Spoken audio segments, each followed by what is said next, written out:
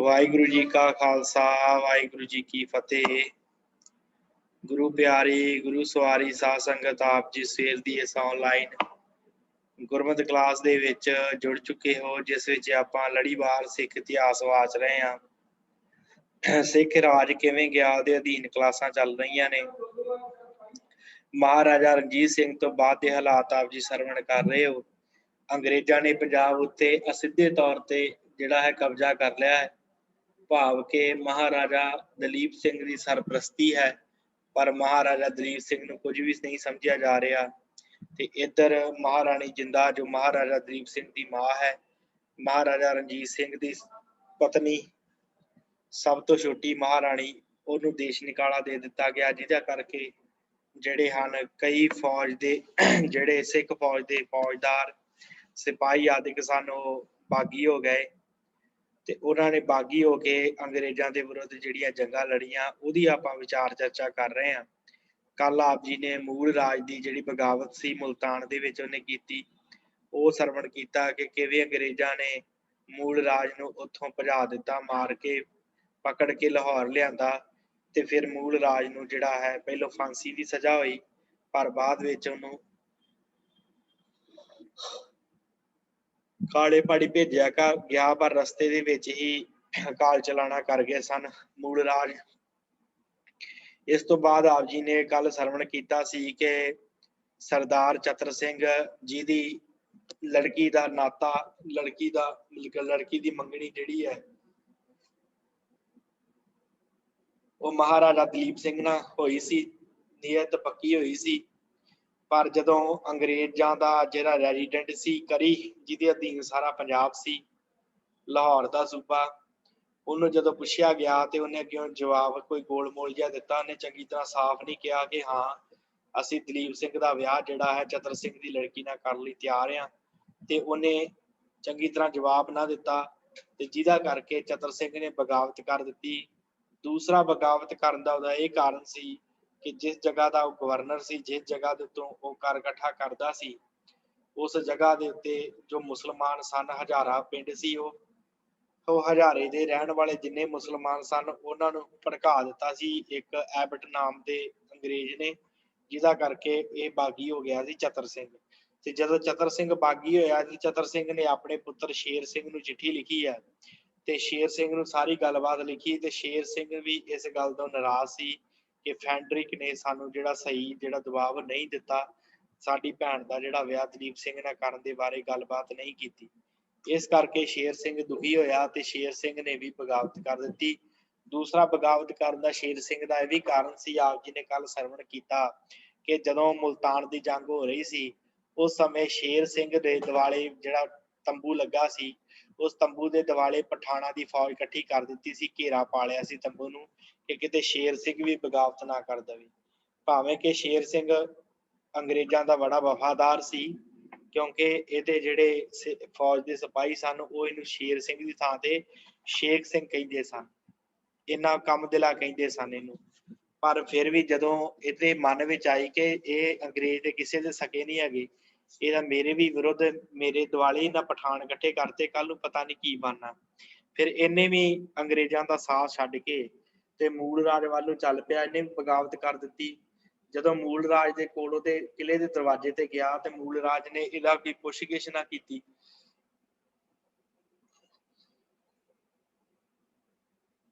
ਮੂਲ ਰਾਜ ਨੇ ਕਿਹਾ ਕਿ ਤੂੰ ਜਿਹੜਾ ਆ ਦੇਸ਼ ਧਰੋਹ ਕਰ ਕੀਤਾ ਸਾਡੇ ਨਾਲ, ਅਸੀਂ ਤੇਰੇ ਤੇ ਵਿਸ਼ਵਾਸ ਨਹੀਂ ਕਰਦੇ। ਉਹਨੇ ਦਰਵਾਜ਼ਾ ਨਹੀਂ ਖੋਲਿਆ ਸੀ ਕਿਲੇ ਦਾ ਤੇ ਅੰਗਰੇਜ਼ਾਂ ਦੀ ਤੋਪਾਂ ਦੇ ਅੱਗੇ ਇਹਨੂੰ ਖੜਨ ਵਾਸਤੇ ਕਹਿ ਦਿੱਤਾ। ਫਿਰ ਮੂਲ ਰਾਜ ਉੱਥੋਂ ਮੂਲ ਰਾਜ ਦਾ ਤੇ ਅੰਤ ਹੋ ਗਿਆ, ਉੱਥੋਂ ਫੜਿਆ ਗਿਆ। ਫਿਰ ਇਹ ਜਿਹੜਾ ਸੀ ਸ਼ੇਰ ਸਿੰਘ ਇੱਥੋਂ ਮੁਲਤਾਨ ਤੋਂ ਚੱਲਿਆ ਆਪਣੇ ਪਿਤਾ ਨੂੰ ਮਿਲਣ ਵਾਸਤੇ, ਪਿਤਾ ਵਾਲੇ ਪਾਸੇ ਨੂੰ ਚੱਲ ਪਿਆ ਤੇ ਉਧਰ ਨੂੰ ਫਿਰ ਇਹ ਮਾਝੇ ਵੱਲ ਨੂੰ ਜਾਣ ਦਾ ਇਹਨੇ ਪਲਾਨ ਬਣਾਇਆ ਕਿ ਮਾਝੇ ਜਾ ਕੇ ਖਿੱਲਰ ਜਾਵਾਂਗੇ। ਤੇ ਇੱਧਰ ਪਿਸ਼ਾਵਰ ਦੀ ਫੌਜ ਜਿਹੜੀ ਸੀ ਉਹ ਵੀ ਭੜਕ ਉੱਠੀ ਸੀ। ਉਹਦਾ ਅਫਸਰ ਜਿਹੜਾ ਗੁਲਾਬ ਸਿੰਘ ਪਹੂ ਪਿੰਡੀਆ ਸੀ ਉਹ ਵੀ ਬਾਗੀ ਹੋ ਗਿਆ। ਬੰਨੂ ਦੇ ਵਿੱਚ ਜਿਹੜੀ ਫੌਜ ਲਾਈ ਸੀ ਉਹ ਵੀ ਬਾਗੀ ਹੋ ਗਈ। ਅਫਸਰ ਫਤਿਹ ਖਾਨ ਨੂੰ ਕਤਲ ਕਰਕੇ ਬਾਗੀਆਂ ਦੇ ਨਾਲ ਮਿਲਣ ਵਾਸਤੇ ਤੁਰ ਪਈਆਂ ਫੌਜਾਂ। ਬਾਗੀ ਫੌਜਾਂ ਦੋ ਥਾਵਾਂ ਤੇ ਇਕੱਠਾ ਹੋਣ ਲੱਗੀਆਂ, ਕੁਝ ਚਤਰ ਸਿੰਘ ਦੇ ਕੋਲ ਤੇ ਕੁਝ ਰਾਜਾ ਸ਼ੇਰ ਸਿੰਘ ਦੇ ਕੋਲ। ਦੋਵਾਂ ਪਿਓ ਪੁੱਤਾਂ ਦੇ ਕੋਲ ਇਕੱਠੀਆਂ ਹੋਣ ਲੱਗ ਪਈਆਂ ਸਨ ਇਹ फौजां जिहड़ियां बगावत की जिन्हां कीती सी। ਜਿਹੜਾ ਸਿੱਖਾਂ ਦੇ ਨਾਮ ਕੱਟੇ ਗਏ ਸਿਪਾਹੀ ਸਨ ਉਹ ਰਾਜਾ ਸ਼ੇਰ ਸਿੰਘ ਦੇ ਝੰਡੇ ਹੇਠ ਇਕੱਠੇ ਹੋਣ ਲੱਗ ਪਏ। ਝਨਾ ਦੇ ਕੰਢੇ ਤੇ ਰਾਮਨਗਰ ਤੇ ਡੇਰਾ ਲਾ ਕੇ ਰਾਜਾ ਸ਼ੇਰ ਸਿੰਘ ਆਪਣੇ ਪਿਤਾ ਦੀ ਉਡੀਕ ਕਰਨ ਲੱਗ ਪਿਆ। ਇੱਧਰ ਅੰਗਰੇਜ਼ ਸੈਨਾਪਤੀ ਲਾਰਡ ਗੱਫ ਜਿਹੜਾ ਸੀ ਉਹ ਜੋ ਕੁਝ ਚਾਹੁੰਦਾ ਸੀ ਉਹ ਹੋ ਗਿਆ। ਉਹਨੂੰ ਪਤਾ ਸੀ ਜੇ ਬਗਾਵਤ ਖੁੱਲੀ ਹੋ ਗਈ ਤੇ ਫਿਰ ਅਸੀਂ ਸਿੱਧਾ ਪੰਜਾਬ ਨੂੰ ਆਪਣੇ ਅਧੀਨ ਕਰ ਲਾਂਗੇ। ਉਹਦਾ ਮਨੋਰਥ ਪੂਰਾ ਹੋ ਗਿਆ ਤੇ ਪੱਛਮੀ ਪੰਜਾਬ 'ਚ ਖੁੱਲੀ ਬਗਾਵਤ ਹੋ ਚੁੱਕੀ ਸੀ ਉਸ ਸਮੇਂ। ਹੁਣ ਉਹ ਰਾਜਾ ਸ਼ੇਰ ਸਿੰਘ ਨੂੰ ਦਬਾਉਣ ਅਤੇ ਪੰਜਾਬ ਦੇ ਵਿੱਚ ਰਾਜਾ ਸ਼ੇਰ ਸਿੰਘ ਨੂੰ ਦਬਾਉਣ ਵਾਸਤੇ ਪੰਜਾਬ ਵੱਲ ਨੂੰ ਵਧਿਆ ਗੱਫ। 9 ਨਵੰਬਰ ਨੂੰ ਸਤਲੁਜ ਟੱਪਿਆ ਤੇ 13 ਨਵੰਬਰ ਨੂੰ ਲਾਹੌਰ ਪੁੱਜਿਆ। ਗੱਫ ਜਿਹੜਾ ਸੀ ਲਾਰਡ ਗੱਫ ਇਹਨੂੰ ਕਿਹਾ ਜਾਂਦਾ ਸੀ। ਇਹ ਫਿਰ 9 ਨਵੰਬਰ ਨੂੰ ਸਤਲੁਜ ਤੋਂ ਟੱਪ ਕੇ 13 ਨੂੰ ਲਾਹੌਰ ਪੁੱਜਿਆ। ਇੱਥੇ 3 ਦਿਨ ਰਿਹਾ ਪਰ ਰਾਜਾ ਦਲੀਪ ਸਿੰਘ ਨੂੰ ਮਿਲਿਆ ਨਹੀਂ। ਮਹਾਰਾਜੇ ਤੇ ਰੈਜ਼ੀਡੈਂਟ ਨੇ ਆਪ ਜਾ ਕੇ ਗੱਫ ਦੀ ਛਾਉਣੀ 'ਚ ਉਹਦੇ ਨਾਲ ਮੁਲਾਕਾਤ ਕੀਤੀ। 16 ਨਵੰਬਰ ਨੂੰ ਆਪਣੇ ਸਿਪਾਹੀਆਂ ਦੇ ਸਣੇ ਰਾਵੀ ਟੱਪਿਆ ਤੇ ਰਾਜਾ ਸ਼ੇਰ ਸਿੰਘ ਵੱਲ ਨੂੰ ਵੱਧ ਪਿਆ। ਹੁਣ 18 ਨਵੰਬਰ 1848 ਈਸਵੀ ਨੂੰ ਲਾਹੌਰ ਦੇ ਰੈਜ਼ੀਡੈਂਟ ਨੇ ਇੱਕ ਐਲਾਨ ਕੱਢਿਆ। ਉਹਦੇ ਵਿੱਚ ਲਿਖਿਆ ਸੀ ਕਿ ਰਾਜਾ ਦਲੀਪ ਸਿੰਘ ਦੇ ਮੁਲਕ ਬਿਆਸ ਤੋਂ ਲੈ ਕੇ ਪਿਸ਼ਾਵਰ ਤੱਕ ਦੇ ਪਹਾੜਾਂ ਤੋਂ ਪਰੇ ਤੱਕ ਵਿੱਚ ਵਸਣ ਵਾਲੇ ਲੋਕਾਂ, ਨੌਕਰਾਂ ਤੇ ਰਿਆਸਤ ਦੇ ਅਧੀਨ ਬੰਦਿਆਂ ਤੇ ਹਰ ਇੱਕ ਕੌਮ ਮਜ਼ਹਬ ਤੇ ਕੌਮ ਦੇ ਬੰਦਿਆਂ, ਸਿੱਖ ਹੋਣ ਜਾਂ ਮੁਸਲਮਾਨ ਜਾਂ ਕੋਈ ਵੀ ਹੋਰ ਹੋਣ, ਉਹਨਾਂ ਨੂੰ ਸੁਣਾਈ ਕੀਤਾ ਜਾਂਦਾ, ਇਹਨੂੰ ਕਿਹਾ ਜਾਂਦਾ ਹੈ ਕਿ ਕੁਝ ਵੀ ਹੋਵੇ ਬਦਕਾਰਾਂ ਤੇ ਜਿਹੜੇ ਆ ਬਗਾਵਤੀ ਹਨ, ਜਿਨ੍ਹਾਂ ਨੇ ਬਗਾਵਤ ਕਰਕੇ ਭਗਦੜ ਮਚਾ ਦਿੱਤੀ ਹੈ ਤੇ ਪੰਜਾਬ ਦੀ ਵਸੋਂ ਤੇ ਕੁਛ ਹਿੱਸੇ ਨੂੰ ਸ਼ਾਹੀ ਹੁਕਮ ਦੇ ਵਿਰੁੱਧ ਖੜੇ ਹੋਣ ਵਾਸਤੇ ਉਭਾਰਿਆ ਹੈ ਤੇ ਸਰਕਾਰ ਅੰਗਰੇਜ਼ੀ ਦੇ ਹਥਿਆਰਾਂ ਦੇ ਨਾਲ ਵਿਰੋਧਤਾ ਕੀਤੀ ਹੈ ਕਿਉਂਕਿ ਇਹਨਾਂ ਬਾਗੀਆਂ ਨੂੰ ਵਾਜਬ ਸਜ਼ਾ ਦੇਣੀ ਜ਼ਰੂਰੀ ਹੈ। ਇਸ ਵਾਸਤੇ ਅੰਗਰੇਜ਼ੀ ਫੌਜ ਆਨਰੇਬਲ ਪ੍ਰਧਾਨ ਸੈਨਾਪਤੀ ਦੇ ਅਧੀਨ ਪੰਜਾਬ ਦੇ ਜ਼ਿਲ੍ਹਿਆਂ 'ਚ ਦਾਖਲ ਹੋਈ ਹੈ। ਭਾਵ ਇਹਨਾਂ ਨੇ ਸਾਰੀ ਫੌਜ ਜਿਹੜੀ ਸੀ ਲੈ ਆਂਦੀ ਸੀ ਉਸ ਸਮੇਂ ਦਿੱਲੀੋਂ। ਫੌਜ ਆਪਣੀਆਂ ਛਾਉਣੀਆਂ ਵਿੱਚ ਵਾਪਸ ਨਹੀਂ ਜਾਏਗੀ ਜਦੋਂ ਤੱਕ ਬਾਗੀਆਂ ਨੂੰ ਪੂਰੀ ਸਜ਼ਾ ਨਹੀਂ ਮਿਲਦੀ। ਭਾਵ ਪੰਜਾਬ ਦੇ ਹਰ ਜਗ੍ਹਾ ਦੇ ਉੱਤੇ ਅੰਗਰੇਜ਼ੀ ਫੌਜ ਆ ਗਈ ਹੈ, ਲੱਗ ਗਈ ਹੈ। ਸਰਕਾਰ ਦੇ ਵਿਰੁੱਧ ਹਥਿਆਰਬੰਦ ਬਗਾਵਤ ਦਬਾਈ ਨਹੀਂ ਜਾਂਦੀ ਤੇ ਅਮਨ ਚੈਨ ਬਹਾਲ ਨਹੀਂ ਹੋ ਜਾਂਦਾ ਉਹਨਾਂ ਚਿਰ ਫੌਜ ਜਿਹੜੀ ਇਸੇ ਪ੍ਰਕਾਰ ਰਹੇਗੀ। ਤੇ ਸਰਕਾਰ ਅੰਗਰੇਜ਼ੀ ਦੀ ਇੱਛਾ ਨਹੀਂ ਹੈ ਕਿ ਉਹ ਲੋਕਾਂ ਨੂੰ ਜੋ ਉੱਪਰ ਦੱਸੇ ਦੋਸ਼ ਤੋਂ ਬਰੀ ਹਨ, ਜਿਨ੍ਹਾਂ ਨੇ ਗੁਪਤ ਜਾਂ ਪ੍ਰਗਟ ਤੌਰ ਤੇ ਬਗਾਵਤ ਵਿੱਚ ਹਿੱਸਾ ਨਹੀਂ ਲਿਆ ਜਾਂ ਜਿਨ੍ਹਾਂ ਨੇ ਮਹਾਰਾਜਾ ਦਲੀਪ ਸਿੰਘ ਦੀ ਸਰਕਾਰ ਦੀ ਆਗਿਆ ਤੋਂ ਪਾਲਣ ਤੋਂ ਮੂੰਹ ਨਹੀਂ ਫੇਰਿਆ, ਉਹ ਸਿੱਖ ਹੋਣ ਜਾਂ ਹੋਰ ਮਜ਼ਹਬ ਦੇ ਹੋਣ, ਦੋਸ਼ੀਆਂ ਨਾਲ ਸਜ਼ਾ ਦੇਵੇ। ਇਸ ਲਈ ਉਹਨਾਂ ਸਭ ਲੋਕਾਂ ਨੂੰ ਜਿਨ੍ਹਾਂ ਨੇ ਵਰਤਮਾਨ ਝਗੜੇ ਵਿੱਚ ਕਿਸੇ ਤਰ੍ਹਾਂ ਵੀ ਹਿੱਸਾ ਨਹੀਂ ਲਿਆ, ਭਰੋਸਾ ਦਿਵਾਇਆ ਜਾਂਦਾ ਹੈ ਕਿ ਉਹਨਾਂ ਨੂੰ ਅੰਗਰੇਜ਼ੀ ਫੌਜ ਦੇ ਆਉਣ ਤੋਂ ਡਰਨਾ ਨਹੀਂ ਚਾਹੀਦਾ। ਐਸੇ ਲੋਕਾਂ ਨੂੰ ਮਹਾਰਾਜਾ ਦਲੀਪ ਸਿੰਘ ਦੀ ਆਗਿਆਕਾਰ ਪ੍ਰਜਾ ਦੇ ਤੌਰ ਤੇ ਬੇਨਤੀ ਕੀਤੀ ਜਾਂਦੀ ਹੈ ਕਿ ਆਪਣੇ ਪਿੰਡਾਂ ਤੇ ਘਰਾਂ ਵਿੱਚ ਬੇਖਟਕੇ ਰਹਿਣ ਤੇ ਅੰਗਰੇਜ਼ੀ ਫੌਜ ਜੋ ਦੁਸ਼ਮਣ ਦੀ ਹੈਸੀਅਤ ਵਿੱਚ ਨਹੀਂ ਹੈ, ਸਗੋਂ ਦਲੀਪ ਸਿੰਘ ਦੀ ਹਕੂਮਤ ਦੀ ਮਿੱਤਰ ਬਣ ਕੇ ਪੰਜਾਬ 'ਚ ਅਮਨ ਕਾਇਮ ਦੇ ਬਦਲੇ ਆਈ ਹੈ। ਤੇ ਕਹਿੰਦੇ ਕਿ ਹਰ ਕਿਸਮ ਦੀ ਭਾਵ ਗੱਡੀਆਂ ਤੇ ਖੁਰਾਕ ਦੀ ਸਹਾਇਤਾ ਕਰਨ, ਨਾਲ ਹੀ ਸਭ ਪੰਜਾਬੀਆਂ ਨੂੰ ਭਾਵੇਂ ਸਿੱਖ ਹੋਣ ਭਾਵੇਂ ਕਿਸੇ ਹੋਰ ਮਜ਼ਹਬ ਦੇ ਜਾਂ ਫਿਰਕੇ ਦੇ ਹੋਣ, ਜੋ ਆਪਣੀ ਬੇਸਮਝੀ ਕਾਰਨ ਇਹਨਾਂ ਬਦਕਾਰ ਤੇ ਬਾਗੀ ਸਰਦਾਰਾਂ ਦੀਆਂ ਝੂਠੀਆਂ ਫਾਹਾਂ ਵਿੱਚ ਆ ਕੇ ਬਗਾਵਤ ਦੇ ਝੰਡੇ ਹੇਠਾਂ ਇਕੱਠੇ ਹਨ, ਉਹਨਾਂ ਨੂੰ ਤਾੜਨਾ ਕੀਤੀ ਜਾਂਦੀ ਕਿ ਝਟਪਟ ਬਾਗੀਆਂ ਦਾ ਸਾਥ ਛੱਡ ਦੇਣ ਕਿ ਆਪਣੇ ਪਿੰਡਾਂ ਵਿੱਚ ਵਾਪਸ ਚਲੇ ਜਾਣ। ਜੇ ਹੁਣ ਉਹ ਬਿਨਾਂ ਕਿਸੇ ਝਿਜਕ ਤੇ ਦੇਰ ਦੇ ਐਸਾ ਕਰਕੇ ਤਾਂ ਉਹਨਾਂ ਨੂੰ ਕੋਈ ਨੁਕਸਾਨ ਨਹੀਂ ਪੁੱਜੇਗਾ। ਜੇ ਉਹਨਾਂ ਇਹ ਤਾੜਨਾ ਤੇ ਨੇਕ ਸਲਾਹ ਮੰਨਣ ਤੋਂ ਢਿੱਲ ਕੀਤੀ ਤਾਂ ਫਿਰ ਉਹਨਾਂ ਨੂੰ ਵੀ ਬਾਕੀ ਦੋਸ਼ੀਆਂ ਤੇ ਬਾਗੀਆਂ ਦੇ ਨਾਲ ਸਜ਼ਾ ਭੁਗਤਣੀ ਪਵੇਗੀ। ਇਹ ਐਲਾਨ ਦੀ ਪ੍ਰੋੜਤਾ ਜਿਹੜੀ ਆ ਜਨਰਲ ਸਕੱਤਰ ਰੈਜ਼ੀਡੈਂਟ ਨੇ ਕੀਤੀ। ਫਿਰ ਉਸ ਤੋਂ ਬਾਅਦ ਸਾਧ ਸੰਗਤ 18 ਨਵੰਬਰ ਦਾ ਇਹ ਐਲਾਨਨਾਮਾ ਜਿਹੜਾ ਸੀ ਇਹਦਾ ਤੇ ਲੋਕਾਂ ਦੇ ਉੱਤੇ ਕਾਫੀ ਚੰਗਾ ਅਸਰ ਹੋਇਆ। ਮਾਝੇ ਦੇ ਖਾਸ ਕਰ ਲੋਕਾਂ ਦੇ ਉੱਤੇ ਕੋਈ ਹਿੱਲ ਜੁਲ ਨਹੀਂ ਹੋਈ। ਲਾਹੌਰ ਦਰਬਾਰ ਦੀਆਂ ਸੈਨਾ ਤੇ ਸੈਨਾਪਤੀ ਗੱਫ ਦੀ ਵਿੱਤੋਂ ਮਦਦ ਜਿਹੜੀ ਉਹ ਕਰਨ ਲੱਗ ਪਈਆਂ। ਰਾਜਾ ਸ਼ੇਰ ਸਿੰਘ ਜਿਹੜਾ ਸੀ ਰਾਮਨਗਰ ਮੋਰਚਾ ਮੱਲੀ ਬੈਠਾ ਸੀ ਤੇ ਸੈਨਾਪਤੀ ਗੱਫ ਜਿਹੜਾ ਉਹ 25,000 ਫੌਜ ਲੈ ਕੇ 101 ਤੋਪਾਂ ਦੇ ਸਣੇ ਰਾਮਨਗਰ ਵੱਲ ਵਧਿਆ। ਦੱਸੇ ਟਿਕਾਣੇ ਤੇ ਸਿੱਖ ਫੌਜ ਨਜ਼ਰ ਨਾ ਆਈ ਤੇ ਗੱਫ ਜਿਹੜਾ ਸੀ ਝੱਲ ਵੱਲੋਂ ਅੱਗੇ ਵਧਿਆ। ਥੋੜੀ ਦੂਰ ਅੱਗੇ ਗਿਆ ਤਾਂ ਸਿੱਖ ਫੌਜੀ ਮੋਰਚਿਆਂ 'ਚ ਬੈਠੇ ਦਿਸ ਪਏ। ਗੱਫ ਨੇ ਉਹਨਾਂ ਦੇ ਉੱਤੇ ਤੋਪਾਂ ਦੀ ਵਿਛਾੜ ਕੀਤੀ ਪਰ ਬਹੁਤੇ ਵਾਰ ਖਾਲੀ ਗਏ। ਅੱਗੋਂ ਸਿੱਖਾਂ ਨੇ ਜਿਹੋ ਜਿਹੇ ਨਿਸ਼ਾਨੇ ਤੇ ਗੋਲੇ ਮਾਰੇ ਕਿ ਉਸ ਨੂੰ ਮਾਰ ਕੇ ਅੰਗਰੇਜ਼ੀ ਫੌਜ ਸਹਾਰ ਨਾ ਸਕੀ ਤੇ ਮਰਦੀ ਪਿੱਛੇ ਹਟ ਗਈ। ਇਸ ਪਹਿਲੀ ਝਪਟ ਵਿੱਚ ਹੀ ਗੱਫ ਨੂੰ ਗਿਆਨ ਹੋ ਗਿਆ ਕਿ ਉਹਦੇ ਟਾਕਰੇ ਤੇ ਫੌਜ ਕਿੱਦਾਂ ਦੀ। ਇਹਨੂੰ ਪਤਾ ਲੱਗ ਗਿਆ ਕਿ ਕਿਵੇਂ ਕਿਹਨਾਂ ਨਾਲ ਪੰਗਾ ਲੈ ਲਿਆ। सिख अगे ਵਧੇ ਤੇ ਅੰਗਰੇਜ਼ਾਂ ਨੂੰ ਦੋ ਹੱਥ ਕਰਨ ਵਾਸਤੇ ਵੰਗਾਰਿਆ। ਇਹ ਸੁਣ ਕੇ ਵਾਟਲੂ ਦੇ ਮੈਦਾਨ 'ਚ ਫਤਿਹ ਪਾਉਣ ਵਾਲਾ ਲੈਫਟੀਨੈਂਟ ਕਰਨਲ ਹੈਵਲਾਕ ਜਿਹੜਾ ਸੀ ਤੇ ਆਪਣੇ ਰਸਾਲੇ ਨੂੰ ਆਪਣੀ ਫੌਜ ਨੂੰ ਨਾਲ ਲੈ ਕੇ ਤੇ ਸਿੱਖਾਂ ਉਹਦੇ ਮਗਰ ਪੈ ਗਿਆ ਤੇ ਉਹਦੇ ਮਗਰ ਹੀ ਕਿਊਟਨ ਜਿਹੜਾ ਸੀ ਉਹ ਵੀ ਵਧਿਆ। ਇਹ ਦੋਵਾਂ ਨੇ ਵਾਟਲੂ ਦਾ ਜਿਹੜਾ ਯੁੱਧ ਸੀ ਨਾ ਉਹਦੇ ਵਿੱਚ ਹਿੱਸਾ ਲਿਆ ਸੀ। ਵਾਟਲੂ ਦਾ ਯੁੱਧ ਜਿਹੜਾ ਸਾਧ ਸੰਗਤ ਇਹ ਲੜਿਆ ਗਿਆ ਸੀ ਅੰਗਰੇਜ਼ਾਂ ਦੇ ਵਿੱਚ।